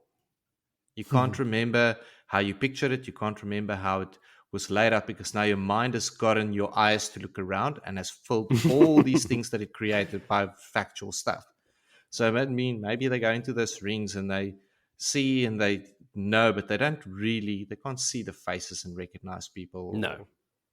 No, It's not like RJ goes to great lengths here to give them something to guide them without making it an overpowered thing. Like, oh, I've seen all possibilities. I am Paul Atreides, and I know all futures, and therefore I can make the right decision all the time. It's somewhere in the middle. All right, let's keep going. Chapter 6 is called Gateways. Take it away, Vil. So gateways, indeed. Rand has moved up a notch. Anyway, Rand is where we left him exactly 1 chapter ago, sleeping on his cot. It's late in the morning or early in the morning, depends on how you look at it. And Rand is woken by evil. He smells it in the air, he feels the presence, he doesn't know how to, but he knows it's evil. It's here right now for him. So he immediately gets in the void. Are you spoiling my things, Jody? I didn't. He gets himself wrapped in the void. He is ready. And he's like, okay, cool. The evil is not in my front door yet, but it might be down by the maidens. Now, do I go down and start the fight there, potentially wrecking stuff? And then he remembers how well Lan taught him. And he's like, no, you start the fight where it's on your ground, where you're familiar. So they're coming for him. So he follows that advice and he goes to the top stairs, which has got the domed ceiling, open windows, so arched columns, sort of almost like a round structure, I would say. And on the floor, there's a big Aes Sedai symbol. And he places 1 foot in the black, 1 foot in the white, squarely in the middle, which I now see as this round room. And he sees the dark starting to move, and out comes the dreaded darkhounds. And Rand's like, oh, only 3 of you. And he pulls out his lightsaber, laser beam sword, and the darkhounds come at once. And Rand he's now self-stating, Lan has said he is short of a blade master. So he's got a lot of confidence now when it comes to the dark saber that he's wielding. And he does 3 forms, decapitating one, slicing the other one through the midriff, and slicing the other one through the head. I don't know. No one was decapitated for sure. Always look out for decapitations. And he's like, too easy, mate. Zoop! Lightsaber back down. And then there's a Terminator 2 scene where all the black blobs melt into moving bits and they all come together, and Dark Hounds version 2.0, 3 of them again. And Rand's like, this ain't no good. They're not, the sword ain't doing it. And he decides, oh, well, I remember this neat trick that I did once before. This was when Mad Rand was running and he had the Dark Hounds on his heels. And he's like, well, I'll try that again. And he bales fires all 3 of them into oblivion, including the columns and the stuff behind that's now crashing down and parts of the ceiling. It's like, not that he's done enough damage in Rhodian yet. He continues to do more damage. Just a little bit more. And as that played out, Moiraine came running in behind him. And he's like, you've bloody maiden of the spear now that you can just get in here. And he's like, well, I can do business here. Like, geez, so she defends herself. And she's like, did any of them bite you? Did they draw any blood? Did any of these darkhounds get a hold of you? And it's like, no, just stop fretting over me. I'm okay. And she's trying to explain the sort of danger behind these. This is darkhounds. Like, nothing kills them but balefire. Am I correct in saying that? Because it's not stated. That's correct. I think it's correct. Stated. Yes. That's Earlier, why he's not in this book. Laser sword. I think it's said that they are extremely hard to kill, and the only reliable way to do it is with balefire. Because didn't Perrin kill one with just plain old arrows as they were escaping Elayne? Yes. Damn it, Moritz. No. Mm-hmm. Well, yes, he does. He fells one. He downs one. With an arrow in the eye. 3 arrows. It takes 3 arrows for him to bring it down. And then Moiraine takes care of all of them with balefire, presumably also the one with arrows sticking out of it, meaning that even Just if it in got case. up again or and probably for the best. But yeah, I immediately thought back to that scene thinking, Rand cut one of these things' heads off. Surely that's worse than a couple of arrows, So that one parent shot probably would have gotten up again, pushed the arrows out and kept going. Yeah, or Definitely.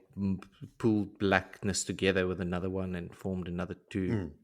Anyway, Moiraine sort of explains, and it's like, whoa, we need to talk. And Rand is like, don't have time, because she's like, okay, these darkhounds, they usually hunt in a pack of 10 or 12. And Rand's like, there was only 3 here. Okay, that's enough for me. I have to go. And Rand runs out. Now, maidens obviously at this point is stirred up.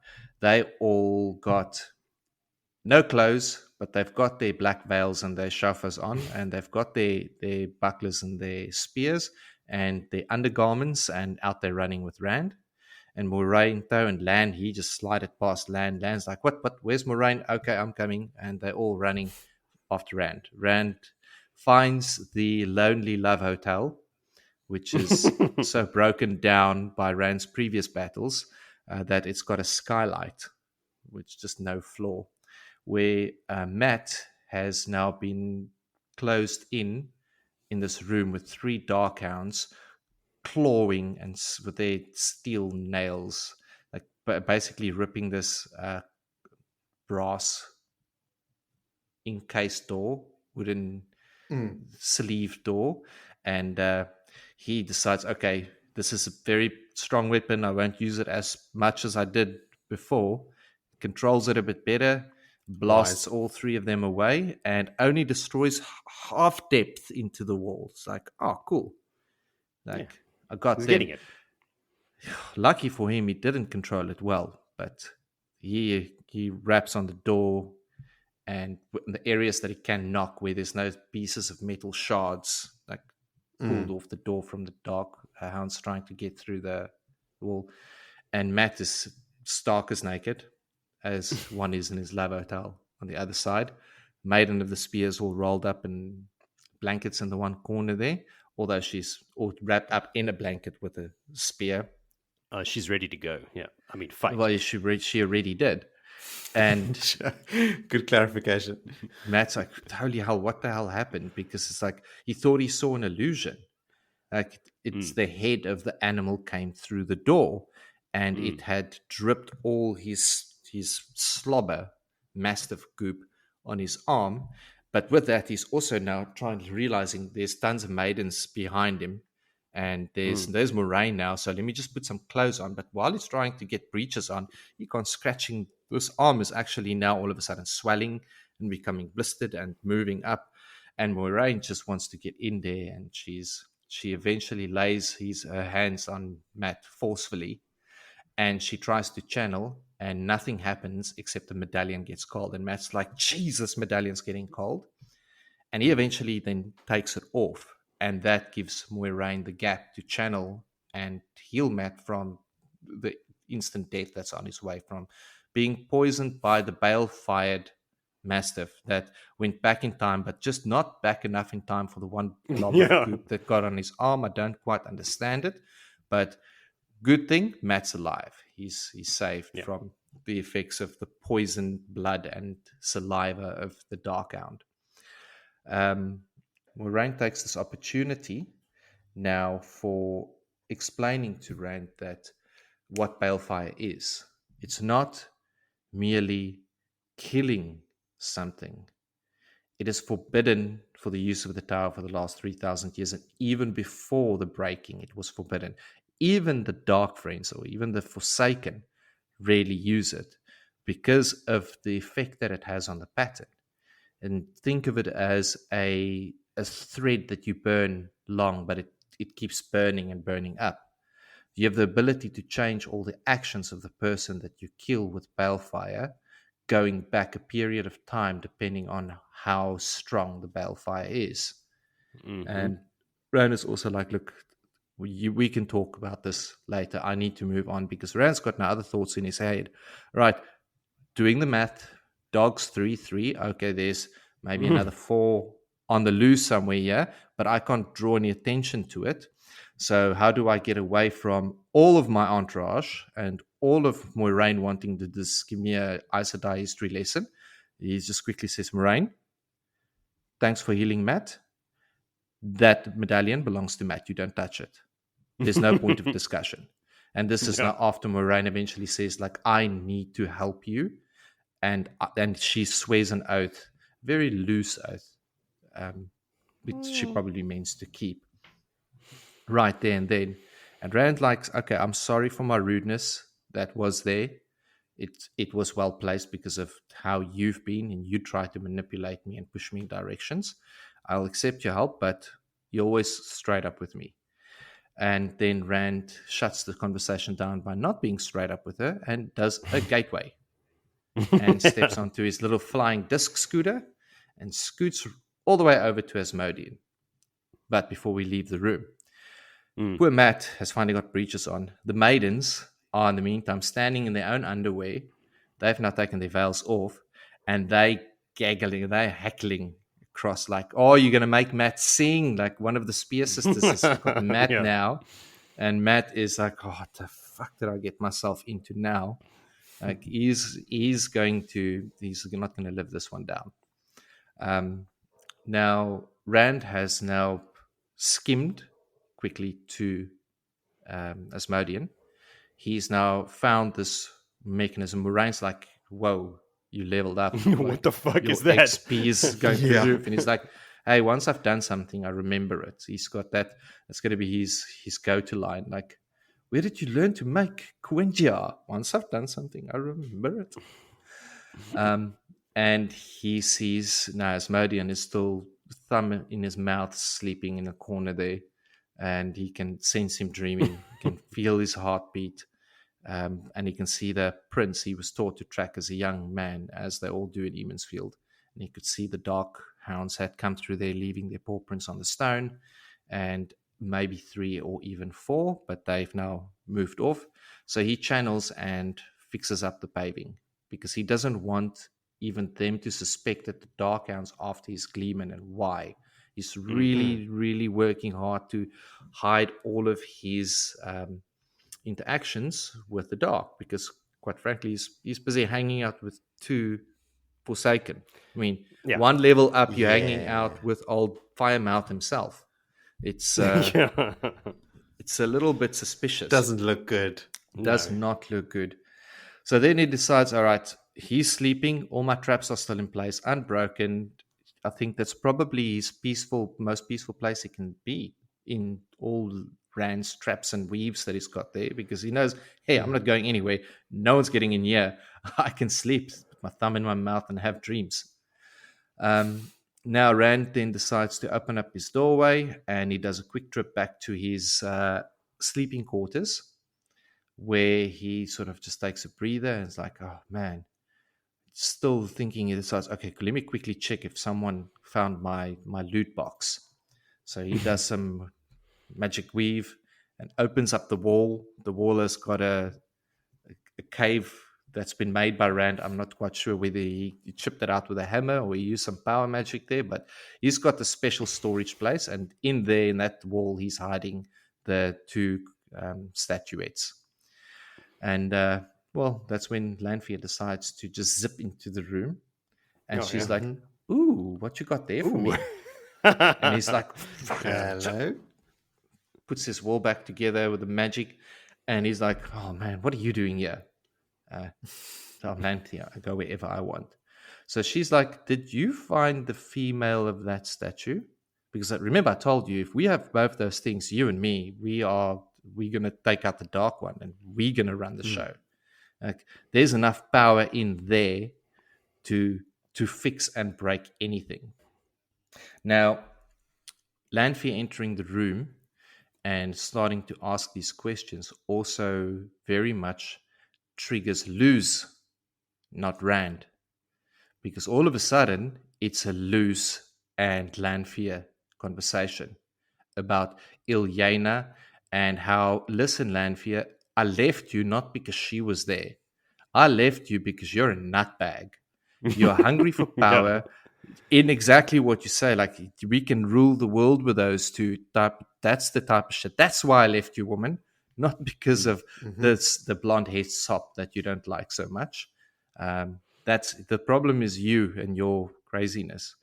And then Rand gets back and it's like, no, I'm not loose. I'm Randall Thor. So we've got now the first big introduction of this. When is Lu's taking over? And I think this is an apt place for Luce to step up, because he can maybe say something to Lanfear where Rand. I still think this is just Luce's memories. Like, if Rand is having Luce's memories, he remembers those things and he's reacting to the memories. Like, you know how Matt also has memories of other lives and stuff. Like, it's not Luce taking over. It's Rand remembering Luce's memories. Moritz hates this entire idea of Luce taking any control. It's never I him. don't. No, I don't. He has his memories, and that explains a lot of that stuff. And there are very distinct times when Luce does take over, especially after he starts talking to him and they start conversing. Yeah. Then it becomes two people, and they later start wrestling for the power. Yeah, well, that's the number one thing about having voices in your head. You don't have a conversation with it. Like, that's where shit gets murky. Yeah, that's Sanity 101. But yes, Rand brings out his memories of Luz and takes on Lanfear. And Lanfear then again, and Rand's memories of Luz also calls her Mirren again, and we know she doesn't like that. Now Lanfear tells Rand that it was Ravine that sent the Darkhounds after, so there's no needing to clear up who is doing this and also what he's doing, and Ravine's whole plan that side with taking over Morghese. He's going to elevate it to the Sun Throne. He's already playing big games that side. But then there's a knock at the door. And Lanfear's like, oh, Rand still think like, how am I going to get her out of here? But she's like, oh, don't worry. I've already carved my doorway out of here. It's now convenient, zip in, zip out, gateway introduction. The things really start zipping around now. And she leaves, and in comes one of the maidens saying like, look, sorry to interrupt. I thought maybe Sundry was in here because I heard a woman. Like, we just need to make sure that sop doesn't get in and out. Yeah, there's a far worse sop in here. It's like, oh, poor maiden, you don't know. You just don't know. Rand's got himself in deep trouble there. But the clan chiefs have now arrived. They need to talk. But the clan chiefs aren't allowed into Rand's primary residence because it's also a maiden shindig, whatever else. So, news from the Shido. It's like that gopher that pops up next to Mufasa. Ground squirrel. News from the underground. News from the underground. The Shido's on the move. The Shido's on the move now, and all of them. And they're rushing for the gap. Javelin's Gap or something?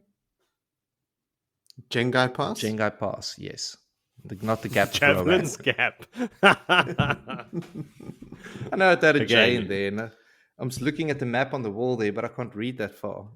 And with that, Rand is like, okay, and what about the other tribes? And they're like, well, they are on the move as well, but we don't know quite their end destination.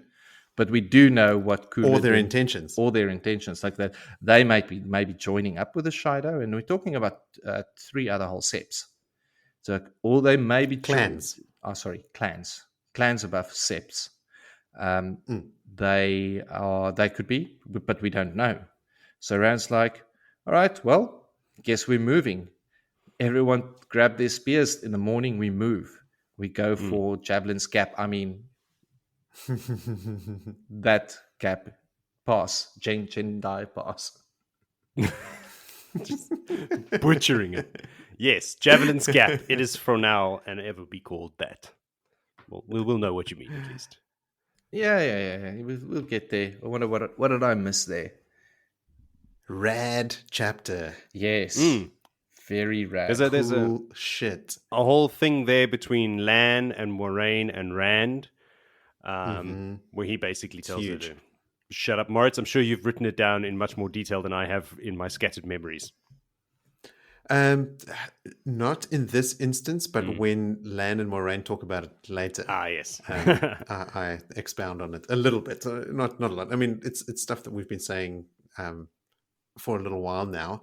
My one note in this chapter is Moiraine. You can sense her desperation. You can sense her really trying to make sure Rand is on the right path when she meets her inevitable end now. She knows she's running out of time to influence him, and she needs to do whatever it takes, just about, to get him to do what she needs him to.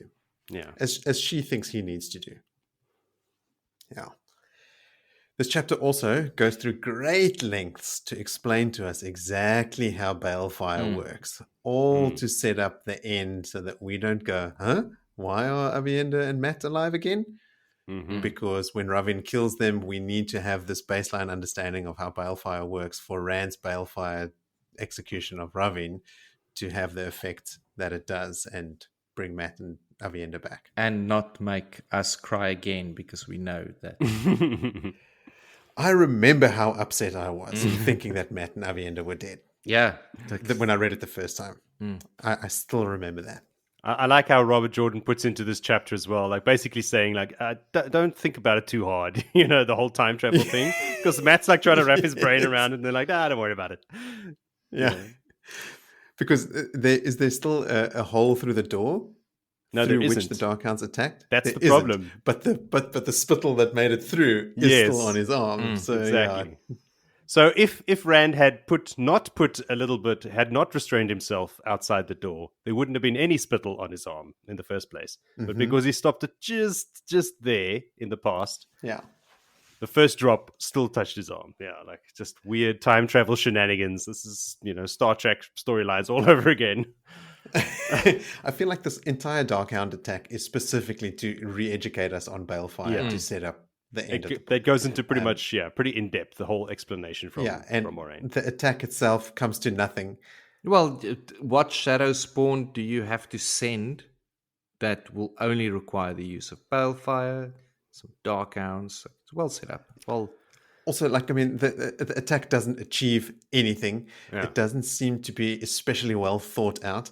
The remainder of the pack, they go to the length of saying, like, the size of the pack that usually hunts together, and then we can only account for 6 of them. That also doesn't pan out to anything. Okay, some of them approached Asmodean and then turned around for and left reasons. Yeah. Where did they go? Or maybe the 3 Darkhounds that Rand decapitated, disemboweled, and maimed did do the Terminator 2 flow into a puddle, but they first got to go back for sort of magic at the Dark One's hand before they can be. It happened right then and there in front of him. Just I guess what I'm trying to say is, like, I feel like the entire Darkhound attack is completely inconsequential, other than educating us on how balefire works, specifically for the end of the book. I had a good chuckle at Rand because he's not traveling very far in the real world. When he skims, the disc only moves 1 foot. Yeah, right there. It's almost like the slapstick comedy is like a super, super short car chase type scene. Like, exactly, jump in, drive a foot, jump out. Yeah. Isn't this where we get the information about how traveling works? Traveling, he talks about it.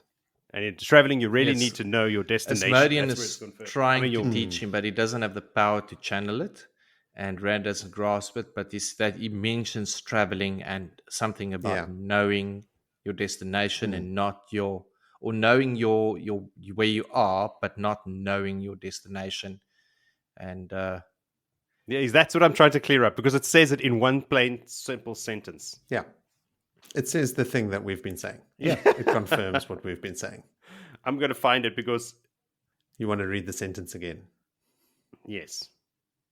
I found it interesting, while you're looking that up, Joe, I found it interesting that Lanfear doesn't push Rand to show her the statuettes or forcibly take them from him. I think he's already embraced the Source at that point, and she might not actually feel safe enough to take him on. Well, with the one she power. doesn't want to take it away. Sorry, yeah, I want to delve on that a little bit there. She doesn't want to take it away from him. Her fantasy, her ideal is her, and whoever is the dragon, because it's all these people, to be lovey-dovey and have this relationship and rule the world together, and no one's going to come between them. That is what that is. My note Insanity. specifically is she must really believe her own romantic fantasy. Yes, no, absolutely. That's why Rand is alive still. And the minute when she came into the room and she spotted the two statues, like she could have said to Rand or gone at a Rand angle, but it is from Lou's perspective that immediately put her sort of in a place. Like from there, she was like almost taken aback, throw her a little bit, and as well, sort of like, I don't want to upset Luce. I'm besotted with Luce. I love him. I want him. Like trying to please. And the first thing she does is give information of Ravin. It's Ravin that did the attack, trying almost to give Rand like, I'm not behind this. I'm looking off. So her infatuation with Rand / Luce is her biggest downfall. Like absolutely. She could have just taken everything right there, very probably, but no, she's got a love issue going there, and Rand specifically as well. So because she brings up that he's now warding his dreams, and not to give away anything that Morghese is Elayne. Like, not for her to have any connection. He's the whole time dealing with her. He realized that he's dealing with a complete nutbag. He can't give her any crumbs in any direction because that's going to be the end of that person. It's like she's really a little bit worse than she should be called the spider. I'm wondering if it's Taviranness as well that's just throwing her off. Like she would not normally be like this around someone else, but not only because she loves him, but also his very strong Taviran pull, like getting information out of her. Like, why did she tell him about all of Ravin's plans about putting Morghese on the Sun Throne? And trying to ingratiate herself. I mean, her love fantasy involves the two of them agreeing to rule together. So she has to sort of entice him and not force him too hard. He is stubborn, as has been well established. You got the sentence there, Joe. I got another sentence that I found, because Willie said like a kind of like half-hearted oath. The oath is pretty hardcore that Moiraine gives to Rand. It's let me just read it out to you. I even swear to obey you like one of the maidens, like one of the guys Shane, if you require. But you must, and then she rephrases, I ask you humbly to allow me to help you. Like I swear to obey you like a guy Shane. That's pretty hard words, man. That's if Rand requires her to put on some white robes and go and fetch his slippers, she's got to do it. I think she is bending, like after at Cold Rocks, when she does still sort of try to use wordplay and stuff. She hasn't been through the rings yet. She probably still thinks she has time. And after seeing like what her fate's going to be, she knows she's out of time, and now she's probably more willing to, I don't know, just wind her neck in a little bit and see if she can coax him instead of forcing him. Much like we just spoke about Lanfear, right? Like Lanfear also can't force him to do anything, because I think everyone is starting to learn that Rand has quite a bit of backbone. But now, Lanfear, her obsession didn't end with the death of Lewis. She, for thousands of years, kept waiting for him and having this fantasy being continuously built in her head. Okay, let's say that is what happened. We don't know. Because Lewis Theron was one of the biggest Taviran that there was, one of the most powerful Taviran. And Jody, you asked, is the Taviran nature causing her to play into this, or is it would Lewis Theron's Taviran nature have held her captive in that thinking for so many thousands of years? I'm not sure that while they were trapped, they were aware of what was happening. Because I know she that wasn't trapped. Aginor She was and Balthamel cruising around. No, when No, she they was sealed the trapped. Dark One's prison, she was trapped very, very close to the Dark One, whereas the others, like Agenor and Belfam, apparently were on the outside, on the outskirts of whatever magical system nonsense we're talking about. So they felt the passing of time, but not them. I think that there was like a dreamless sleep, is what I want to say, but that could be from something else. I've read that.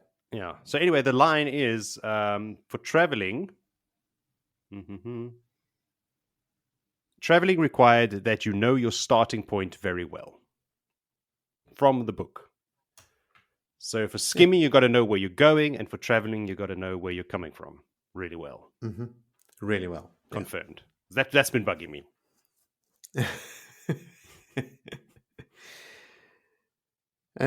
What else? I still don't have the answer that I'm looking for. is Lanfear under the spell of a Taviran, or is she just a straight out nutter? I think it's a combination. She's in love with him. She's in love, she's a nutter, and there's some Taviran nature at work. I mean, we've seen how strong the Taviran nature affects everyone around you, even the Forsaken. It's got to be.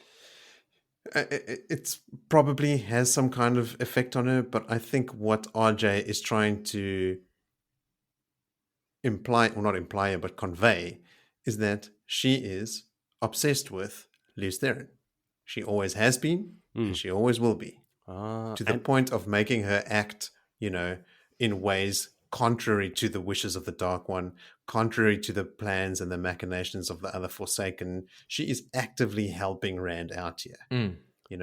She is acting out of character. And Taviran, are often described in scenes as having effects on people because of their physical proximity. It's when Rand walks through a village that people get married there. It's when, people are around Arthur Hawkwing that they make proclamations and swear oaths to him that they wouldn't have ordinarily.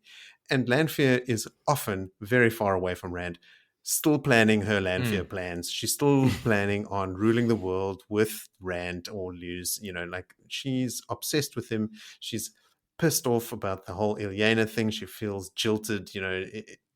This is all stereotypical jilted lover behavior. You've got a way bigger experience in watching romantic comedies, so I'm drawing on a pool that I don't have any access to. So to us, it's 3,000 years. But look, we were talking about if they're trapped in a dreamless sleep, it doesn't feel like 3,000 years to her. No. She was knocked out, and when she woke up, it was 3,000 years later. So maybe that's her. Like we're struggling to understand how she can still be in love with Lews Therin after all this time. To her, it's not all this time. Like she was just in love with him yesterday. But even before she, the collapse of the Age of Legends, Lews Therin had already married and sired children with Elayne. It was years since they were together, and even at that time, she was still obsessed with him. So she's got the crazy baggage. Look, no one's denying the craziness. Yeah, that's a combo of all these things. Yeah, don't think about it too hard, Willie. Oh no! Look, I'm just looking at the story from a very different perspective. We're deep diving this stuff every time. Looking at it from all angles. Better understand, or want to deeper understand the reason why some of these characters make the decisions they make. And just you as a part to always being stuck on the boy's quest, anything else that's in background that's happening. I think we're all very much focused on that.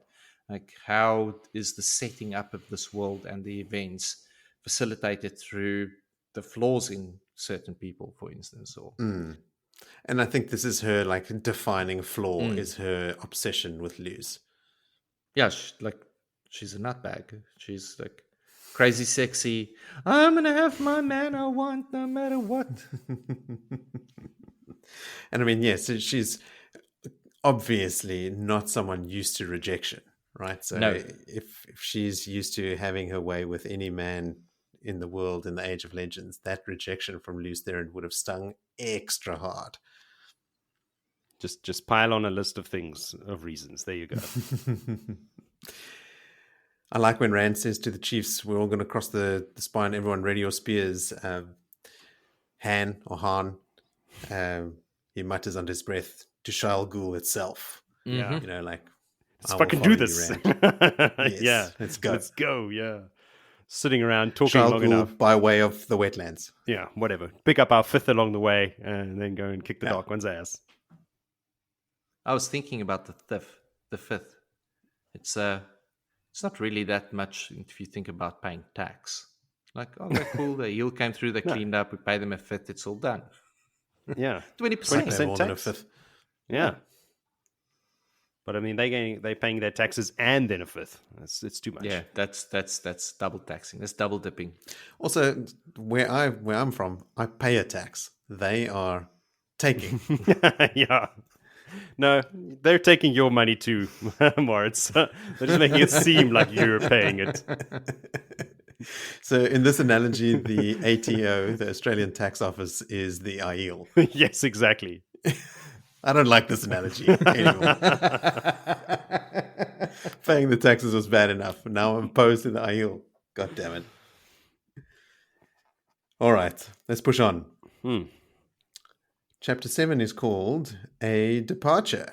Tell us about it, Joe. A departure. Yes. Well, like Rand said previously, it's time to go. So the next morning, before dawn, we're all in the plaza downstairs. Everybody's getting ready to rumble. We join Egwene again. She's super sleepy after her 50-lap run around the tents and her dream-finding expeditions the night before. In the end, she had found Amisa's dream the night before, and to celebrate, they had some tea together in Tel Aranriad, as you do. But after that, she was so super excited that she could do it that she ran around all night going from dream to dream, spying on people. She has a little moment of like, is it spying? That's not really spying. Yes, Egwene, it's spying. It's rude. You shouldn't do it. So she found the other wise ones' dreams, for example, but she didn't dare enter there because they would know and kick her ass. She also found Rand's dreams, but the ward kept her out. She couldn't break through this invisible wall, but now she's sent a mission to herself to figure out how she's going to get through that wall. Like, the wall's there for a reason, girl. Just leave it alone. But now she's going to break through some wards later on. She's as persistent as a badger. Yes. So everyone is mounted. Of course, not the Aiel. The Aiel are not mounted. The wagons are loaded.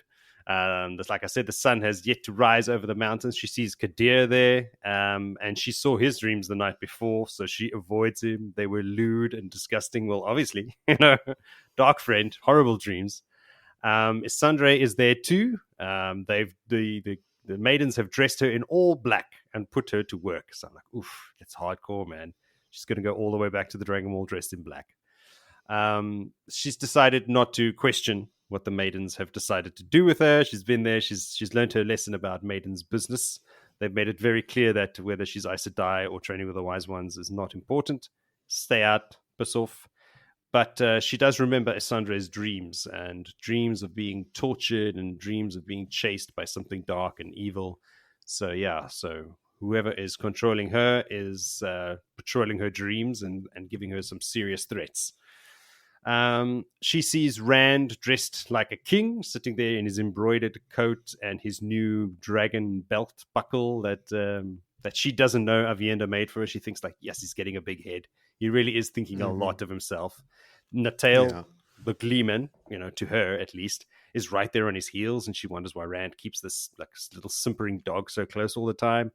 But yeah, on a donkey? I don't know if he was on a donkey. It's like on a mule or something. It would be fitting. I don't recall. Yeah. But he's there anyway, regardless. He's always hanging around Rand. Everyone is like geared up. Everyone's got their, the Aiel have got their spears and their bucklers, and they're all, ready to go. As she gets closer to Rand, she starts hearing some of the conversation, and apparently they're going to send to the steadings to get some Ogier stonemasons who will come and rebuild Ruidian. I've written actually here. Sorry, Willie. They're going to save that tree. They're going to rebuild that city. They're going to bring it back. Chora, and then there's going to be more Chora because there's water out of the fountains now. And when they all pull in next minute, they're all just going to lie underneath the trees and go like, yeah, man. Yeah, smoke some of should that give leaf and then peace a just chill out under chance the trees and- and give peace a chance. Yeah. Yeah. All the Aiel are going to stay behind and going to become super pacifists. Matt's there too, looking like he slept in his coat, which he probably did at some point. She avoided his dreams because she knew exactly what she would find in his dreams. She sees Melindra over there behind him as well, giving him eyes, sexy eyes. So she knows exactly what.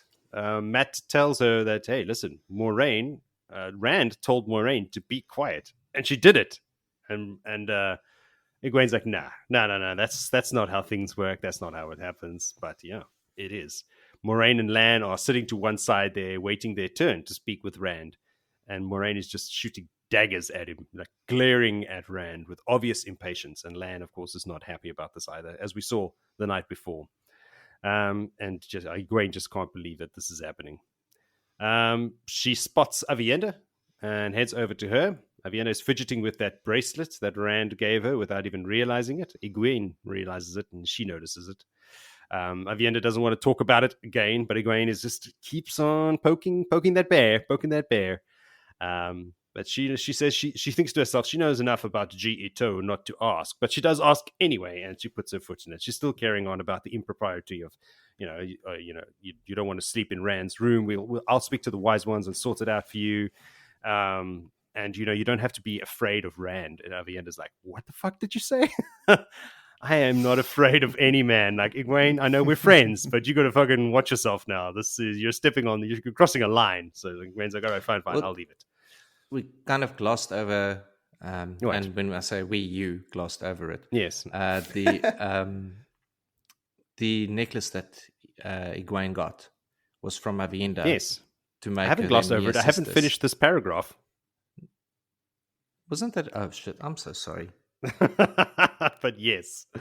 All right, let's talk about that necklace. It's snowflakes, apparently, the design, and Egwene had to borrow some money from Moiraine to buy it off one of the peddlers and give it to Aviendha as a gift. That's why she's wearing it. So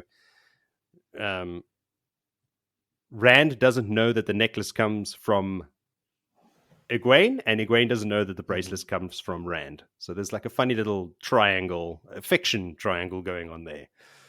But anyway, she is worried about Aviendha because last night while she was spying on everybody's dreams, she also went to Aviendha's dreams, where she saw her naked, running from a giant Rand like the size of, I don't know, bigger than an ogier, running after her, while the bracelet that she was wearing seemed to weigh her down and drag behind her, slowing her down, and like Rand inevitably catching up with her.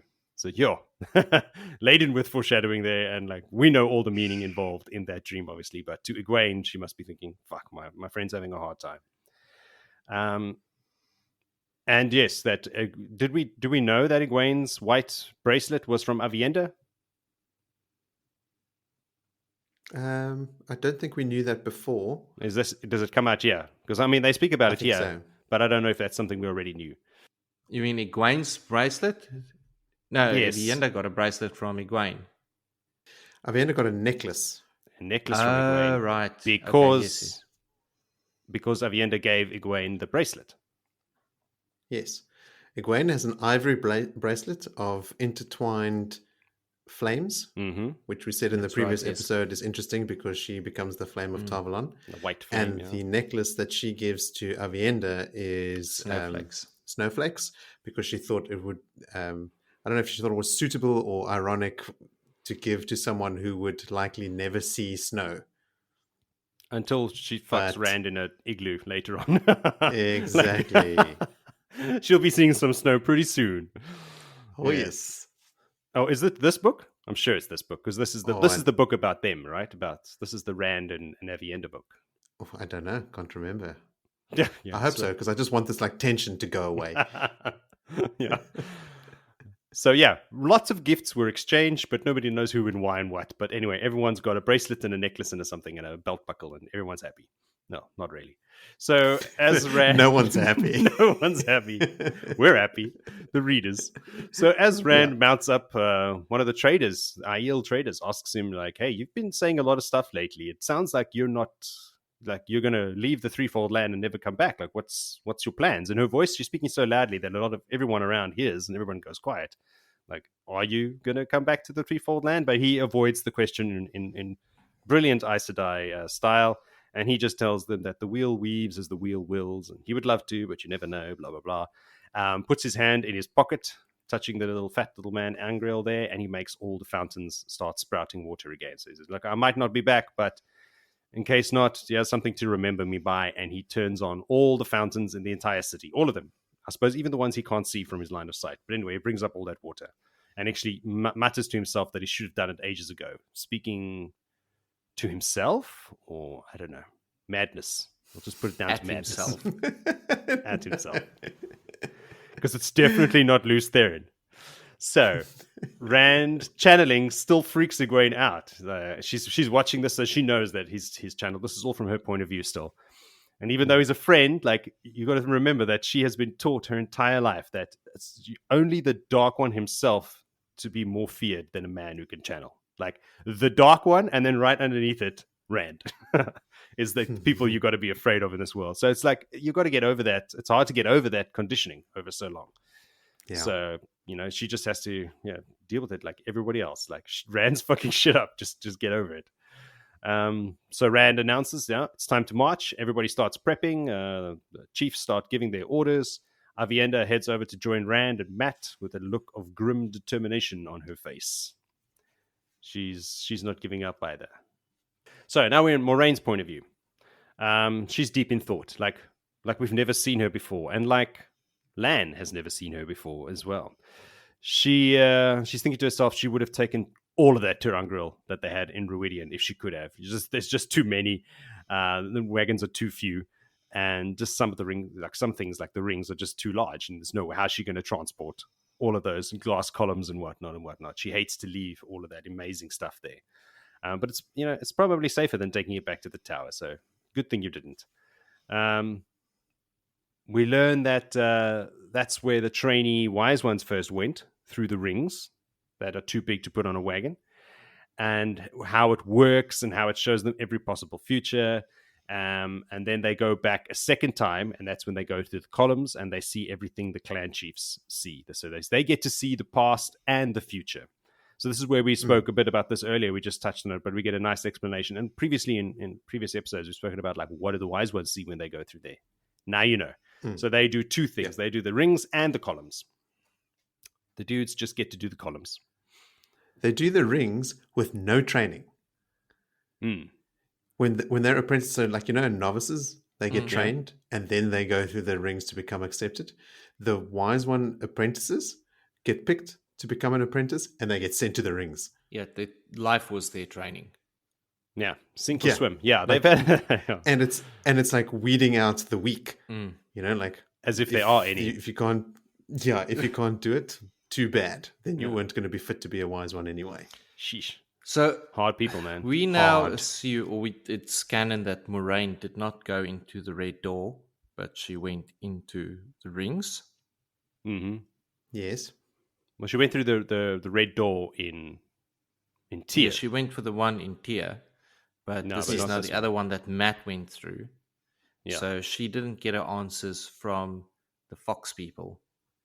She got her... No, they don't give answers. They grant wishes. Okay, so Matt's the only one that went both doors. So far. Yes. Okay. Yeah. Moiraine does go through it, but under different circumstances. That time is coming sooner than you think, because this is as well why Moiraine is so preoccupied right now, because last night she didn't know when her end time was coming, but now they're moving. Now they're heading to the wetlands, so now she knows it's coming now. Mm-hmm. When they get back to the wetlands, it'll happen. So her future is happening.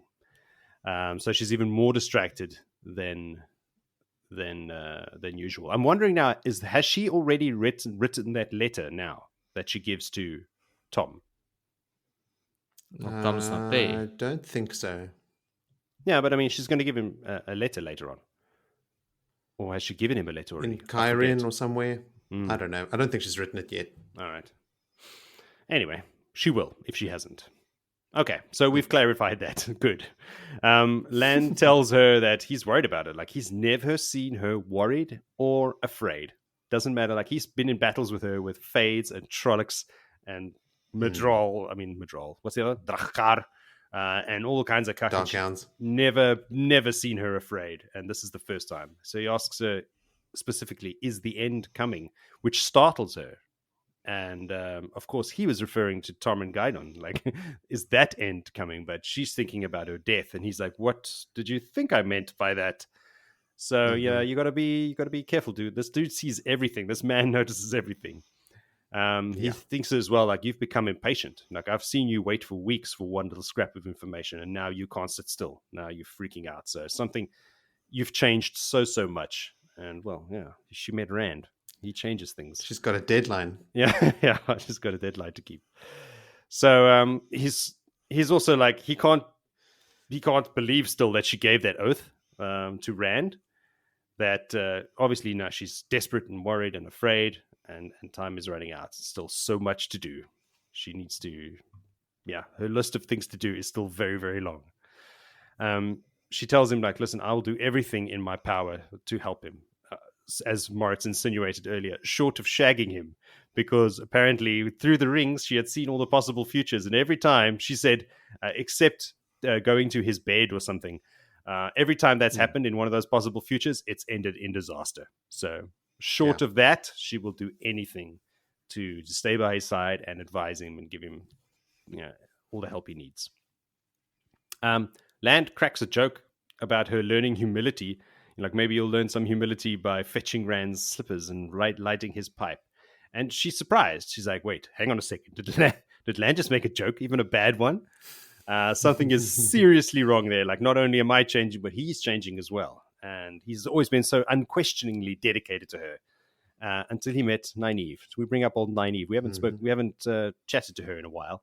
Moiraine thinks to herself as well, at least that she has taken care of, in reference to the passing of the bond, because Lan, Well, I had a note about this because she then says if Lan had to find out about this, he would have a reaction. But she's already told Lan about passing the bond to Morel. Yes. So she's hinting at something more than that. She didn't tell him that was going to happen. No, she did.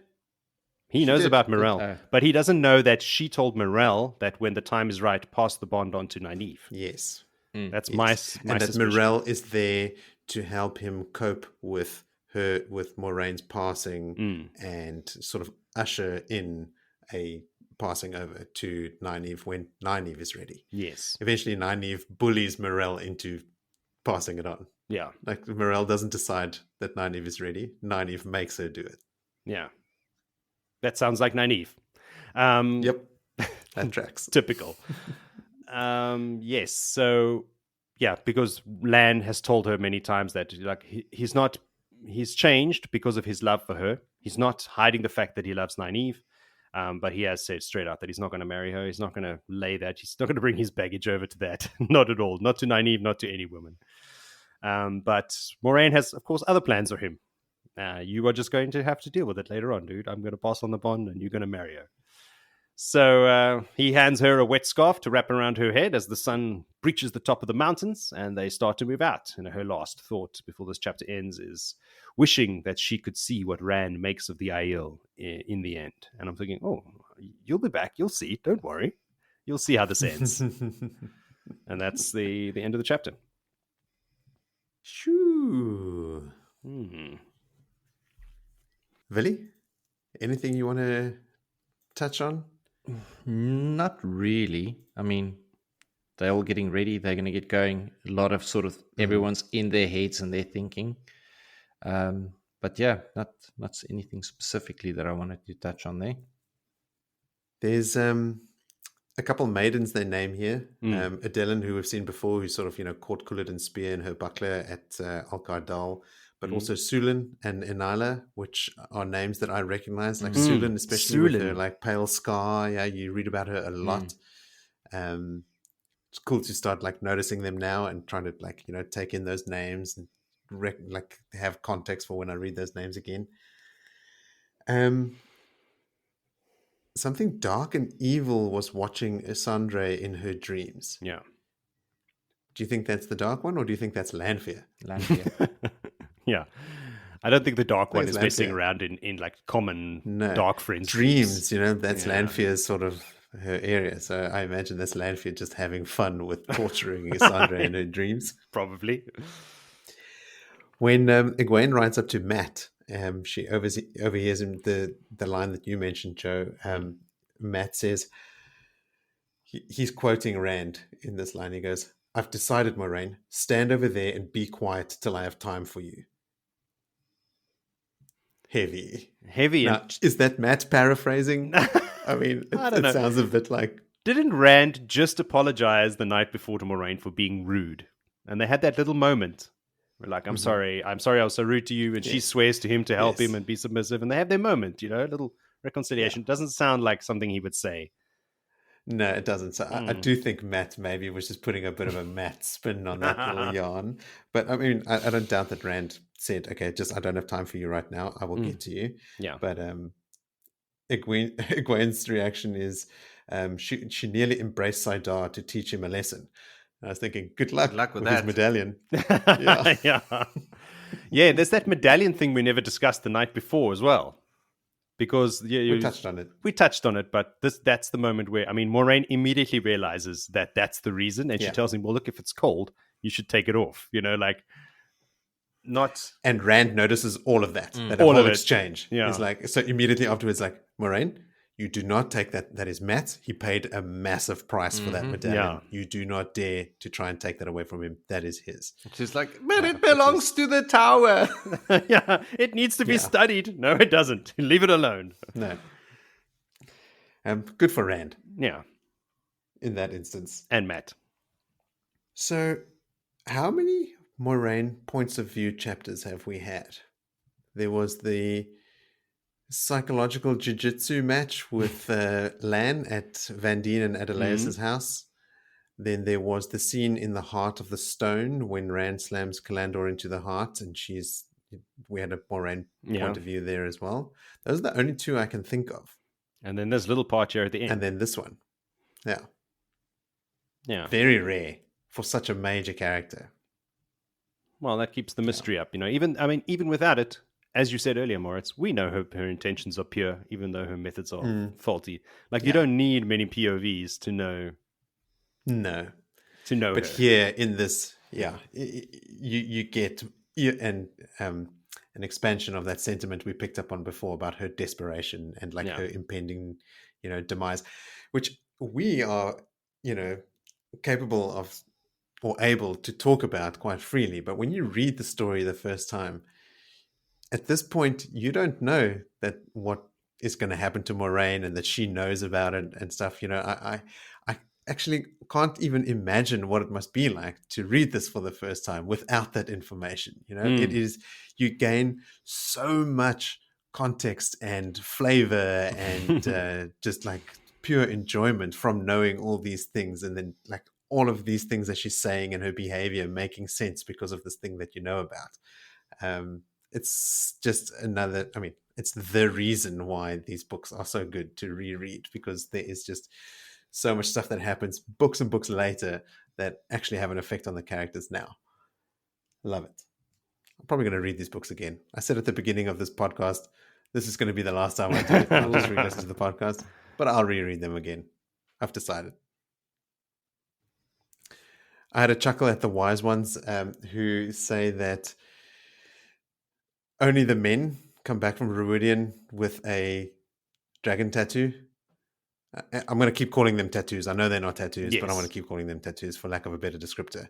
But for the women, they don't get any markings. The wise ones don't have any markings when they come back from the columns, because for them, the only proof is being alive. Yeah, hardcore. I'm alive, therefore I am a badass and a wise one now. I don't need a dragon.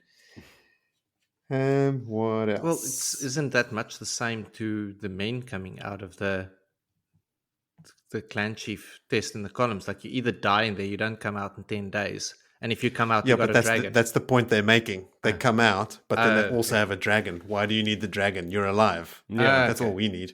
I was just like thinking on that one, like, no, it's more badass. You get a dragon and you're alive. Typical male thinking. Yeah. I also think, oh, dragon tattoo, rad. Yeah. Oh, my last note about this chapter is like as they're sort of riding off, there's another whole passage about describing the surroundings. You know, the color of the rock and the arches and the scrub and all that sort of stuff. And I get the sense that it is because we as readers are now leaving the threefold land, right? So they're going to give us this one last reminder of this desolate landscape and like how hard it is and the effect it has on the people that live there and stuff. And now we are moving back into the wetlands as readers, not just the characters. Yeah. Can you remember if we come back to the waste? Can't remember at all ever going back to the waste. I don't remember it at all either. So it would be sad. Yeah. Quite like these Aiel. I don't know if I've said that before. Yeah. Well, the Aiel is fondness moving for with them across the mountain, so Yeah, but I mean, like, I like their way of life and like their surroundings and like all their little, their cool, their like, tomats. septs and holds. Their tomats, zemai. And there's Zemai. Yeah. All right, cool. Then let's move on. I've squeezed everything out of that rock. Okay. Chapter 8 is called Over the Border. So we join from Nynaeve's point of view. She's just channeled a storm to allow them to escape the bandits from Tarabon. But she isn't angry anymore. So if anyone had to, come attack them or threaten them at this point, it would be up to Elayne to deal with them.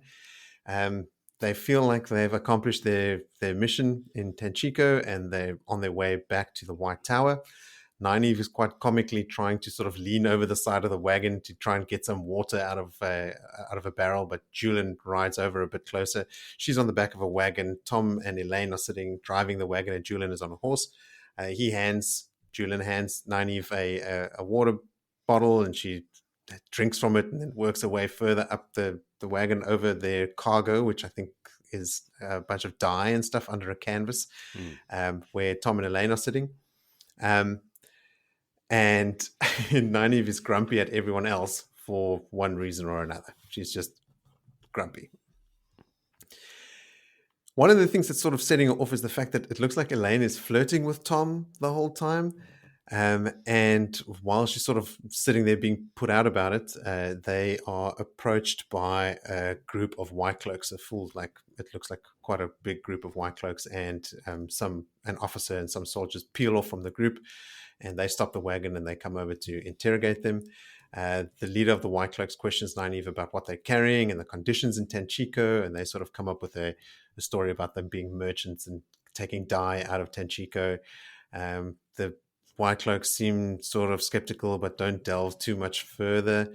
They do ask some questions about Tanchico, about like whether Andric is still on the throne and whether Amathera is still the Panarch when they left, and they confirm that. Nynaeve then asks them if they're in Amadisia yet, and the White Cloak answers that they're just a short distance from the border, and on the border is a town called Mardison, something like that, where they've got another sort of White Cloak encampment. And then as the White Cloaks ride off, I mean, Elayne also sort of chimes in with some comments, and Nynaeve is sort of pissed off that Elayne isn't just letting the White Cloak run off, and then later you find out Elayne is pissed off that Nynaeve is just licking their boots, basically. And you can tell there's tension between Nynaeve and Elayne, and it seems to be stemming mostly from this attitude that Elayne has taken with Thom and Nynaeve's general reaction to anything she doesn't like, which is just supreme unpleasantness. So they bicker for a while until Thom tells them straight up to just shut up. And they need some supplies, and they need to maybe just take a break from each other. So they plan to sort of like pull over under a tree and make a camp and get supplies. And that is basically the sum total of what happens in this chapter. Weren't they going to pull into a town and actually go into an inn? And Nynaeve steps that out. Well, they argue about it. Yeah, Nynaeve says no, we're going to pull over here. One of you will walk. This is the chapter that I read ahead. Thom walks off to town and he goes and he buys some food and he comes back. Where's Amathera? She's back in charge. She's the back in Panarch. charge? She gave them a bunch of money and stuff to get the fuck out of there. She just wanted them gone. I don't know if this is maybe from the chapter that I read ahead, but they've got quite a bit of money now. No. Nynaeve even says she's starting to sympathize with the White Tower who have to deal with these monarchs Yeah. after having to deal with Amathera, which I thought was hilarious. Like Nynaeve really like edging closer and closer to being an actual Aes Sedai, and like now sympathizing with the White Tower. She is the most also showing a bit traditional of growth. Aes Sedai, like that old school Aes Sedai mentality out of all the new characters. Not Elayne. Elayne isn't like that. Egwene certainly not. But Nynaeve, for all her grumping about the Aes Sedai, she is the most Aes Sedai.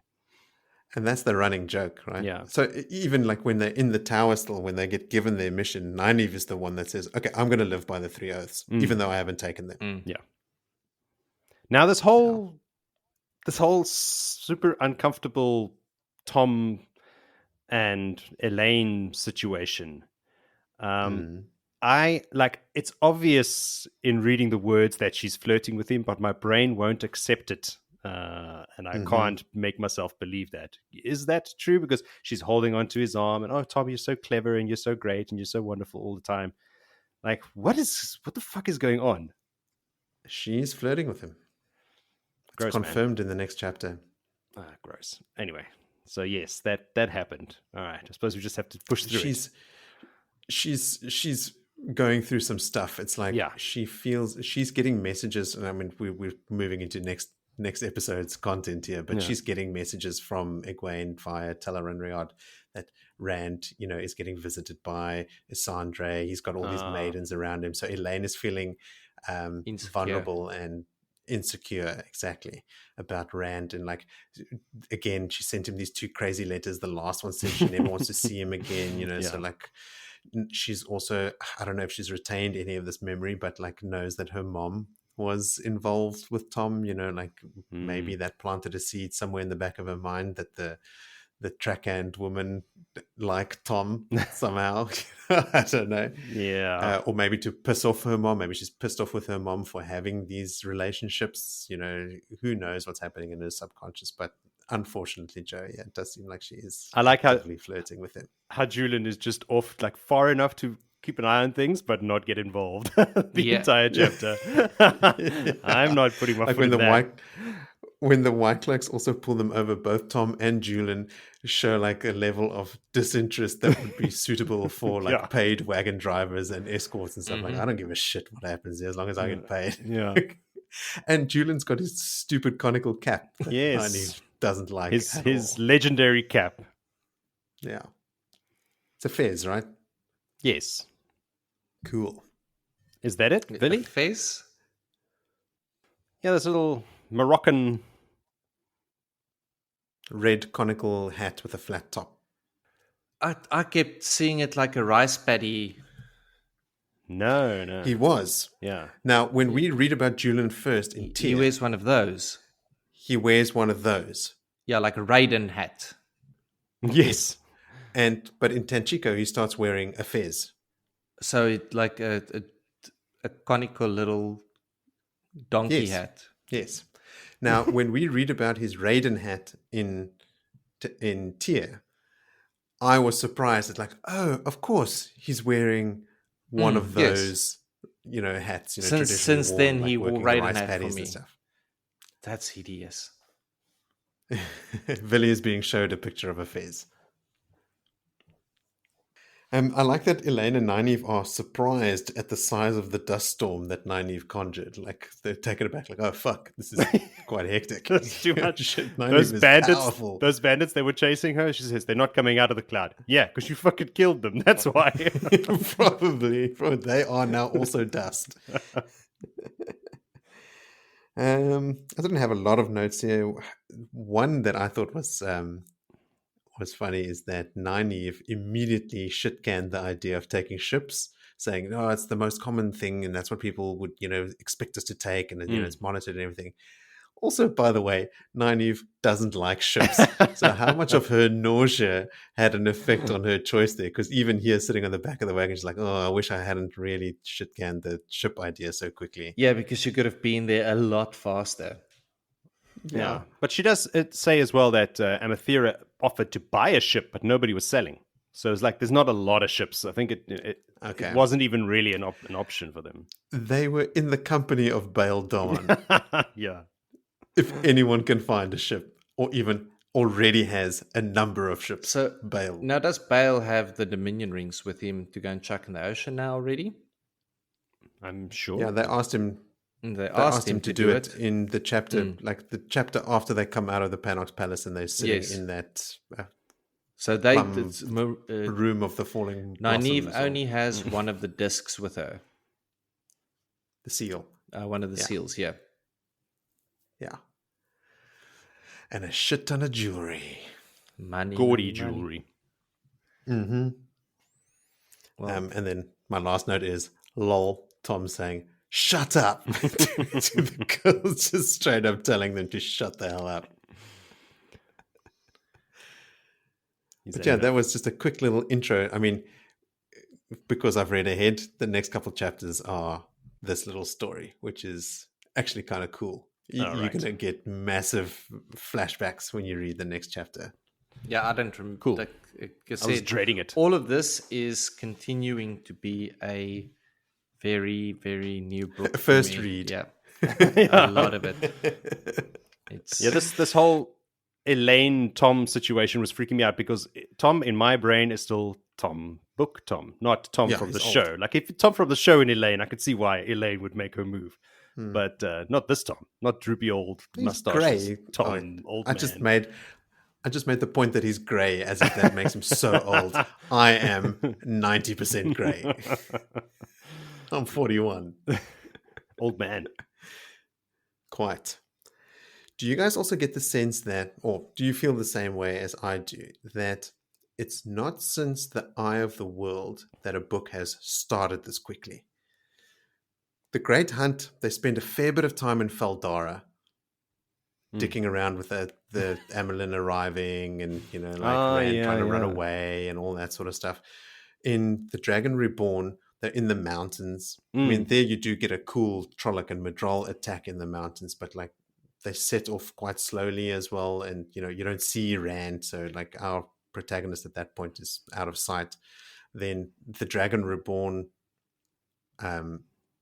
the Shadow Rising starts with them in the Stone of Tyr for quite a while, with Rand reading the books. No, and, man. We not said leaving in for the our Port of chapter Stone. like the last book just goes off the bat. From like there was that a little bit of time stationary, but a lot of stuff happened. Like from the Shadow Rising from the start. Next minute they were already in Ridian, and it's just go. I don't agree. It was just a very long book, like chapter count and page count. The Shadow Rising is a very big read. There is a nice recap now after about a month. This is the chapter where they say we've been on the road a month. I want to sleep in a clean bed. This is where I got the time frame from in this last chapter. But yeah, they're on the road when we're recapping. I mean, Rand and them are in Ruidian. But it's like, how many chapters do we do? Moritz, I get the same feeling as you, but now that I'm counting back the chapters, we're already on chapter 8. And the first 7 have been in Ruidian. Rand plunges the sword into the heart of the stone in chapter 21 Oh, wow. in The Shadow Rising. That's almost halfway through the book. Oh, and then he only leaves. Oh, shit. Yeah, so 7 versus 21. There you go. Yeah.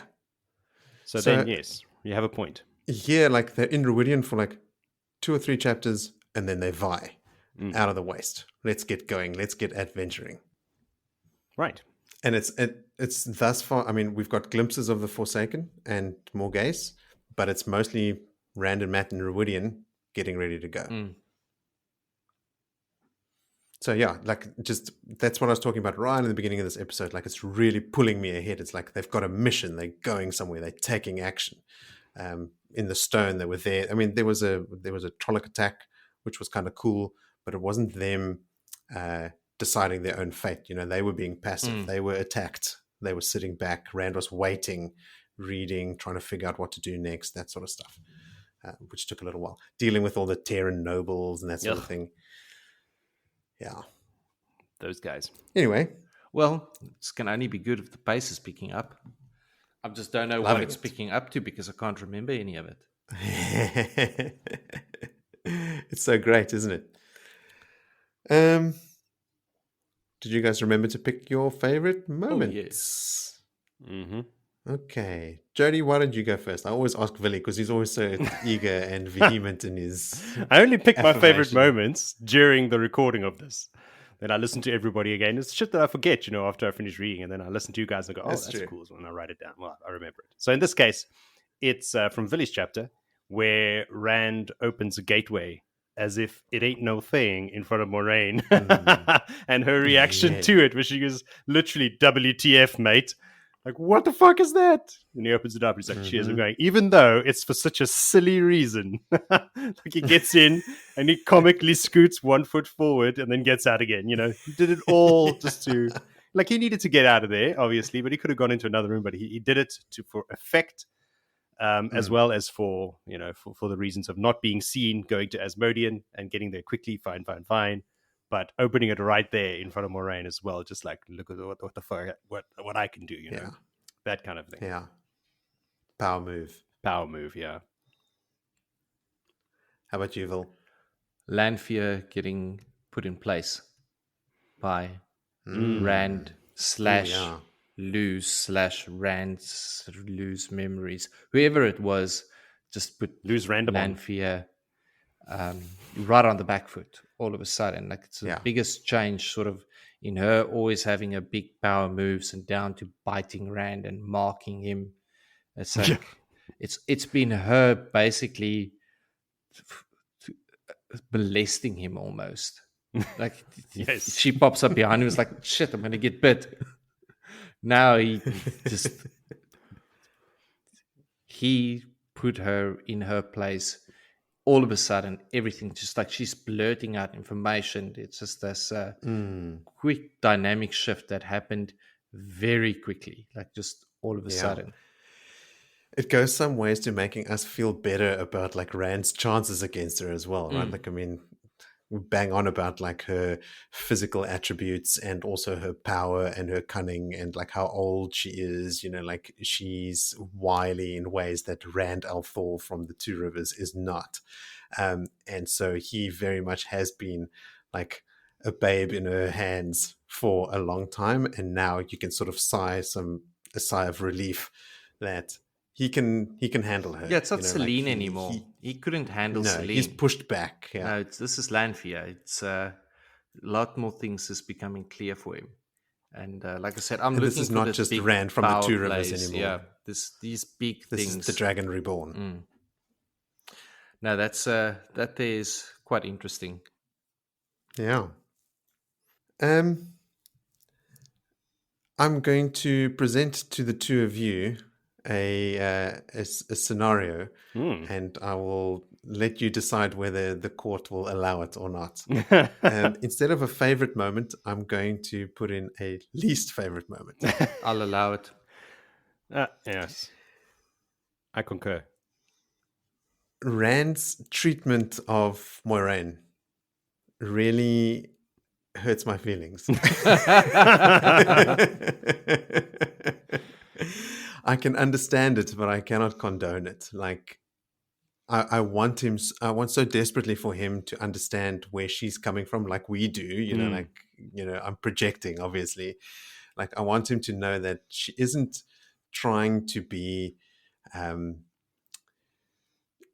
her motives are true and pure, right? Like, she wants the right thing for everyone, but Rand is so stubborn and so dead set on just not being pushed around by her anymore, which, I mean, he has been for a lot of the time. So again, I understand it. It's just, I really, really want him to treat her better and to understand. And like when they have that moment, when they sort of both come clean and they say, okay, look, let's try and work together. And Rand, does he apologize straight up for like how he has Sorry, I've treated been her? so rude to you, but you put me into that position. Which, like makes me really hope that Matt's recounting of their interaction earlier was again flavored by Matt's own sort of flair for the dramatic and wasn't as rude as that. I mean, to be quiet and be still, and I will come to you when I have time for you. Like, I don't want Rand to be that person. I want Rand to be the good guy. So I'm in for a rough ride because Rand becomes quite a dick. Like as the story progresses, he gets pretty bad. He becomes insane and acts insanely. Like, yes, we got to brace ourselves for that. It's not going to be one of our young boys of the Emmonsfield anymore. It's no, They no, grow up it so isn't. fast. Yeah, you gotta start leaning on the Lanfears while they're still available, and after that, a little bit of McGideon and Grendel's still there. I'm starting to think that Willie has quite a crush on Lanfear. He is a dark friend. This is true. You got to choose a side. I mean, And you chose the dark? You chose the wrong one. Well, he hasn't read the end of the book, so maybe he's holding out hope, that the dark side does win. Yeah, that's how the book ends, really. To everyone's surprise. Rand and Lanfear ride off into the sunset. I know that's not true. Yeah. I did have an honorable mention up my sleeve in case you guys did not accept my least favorite moment, and that was just when Egwene never even considered not running the 50 laps. Yep. Me, big Egwene fan. Look, it was a very, very hard sore point in my first reading when Moiraine and Lanfear dives each other into the doorway, twisted stone doorway. Mm-hmm. I remember the sense of losing Moiraine to shock me. Like, she was such a big part in this whole story up until that point. Like, holy shit, Moiraine's gone. And I feel this time I'm gonna go like, holy shit, Lanfear's gone. Like, she's done. Moiraine. Where's Lanfear? Yeah. I must say, like, Willie, I mean, you're right. Like, I also remember, I mean, how could you not, right? Yeah. It is a massive shock when it happens. When you read it the first time, you're like, what? No, she can't be gone. And this time, I don't think it's because I know she comes back, because honestly, I can't remember what role she even plays when she comes back. I mean, Cadsuane is around at that time, and Cadsuane kind of puts Moiraine in her place. Like, Moiraine plays a very minor role. She comes back after Egwene is already raised to the Amyrlin seat. It's like book 10 or 11. Yeah, like, so, I think it's 11, I want to say. Life has moved on. She's out for 5 books. So what I do feel this time around is that I don't feel like the loss of Moiraine is actually so bad. Like, this time around, I'm reading about Rand and what he's doing and what he's planning and stuff, and feeling a lot more confident, again, with the knowledge of everything that happens in all the books. But even at this point, like, Rand is making decisions here for himself based on, again, his own studies, his own knowledge, his own theories, his own plans, and he is sticking to them, and he's making them for the right reasons. Like, he's doing stuff that Moiraine has proven to be quite blind about. Like, she's got this blind spot from the Aiel point of view, right? Like, she never considered the fact that the Aiel could be the spears that Rand is supposed to lead. She wanted him to start a war with Elayne. I feel a lot more comfortable with Rand operating with, guidance from the wise ones and from Ruach and, like, the people around him that he does trust. And it's obvious that he doesn't trust Moiraine. So I'm hoping that I don't have as bad a reaction to Moiraine falling through the doorway this time. Which Moraine's motive is so clear. Rand should be in the tower, locked up, and get ready under the guise and training of the Aes Sedai to go and fight the last battle. But no, that's Moiraine. Definitely not. That's what Elyda wants. Moiraine wants Rand to rally the nations. She wants him to lead Tyr to battle against Elayne. She doesn't even want to tell the tower. She and Swan kept this a secret from the tower at the risk of being stilled and ostracized. Moiraine doesn't want Rand in the tower. She wants Rand to act in the way that she in the Swan. tower versus under the influence of the tower.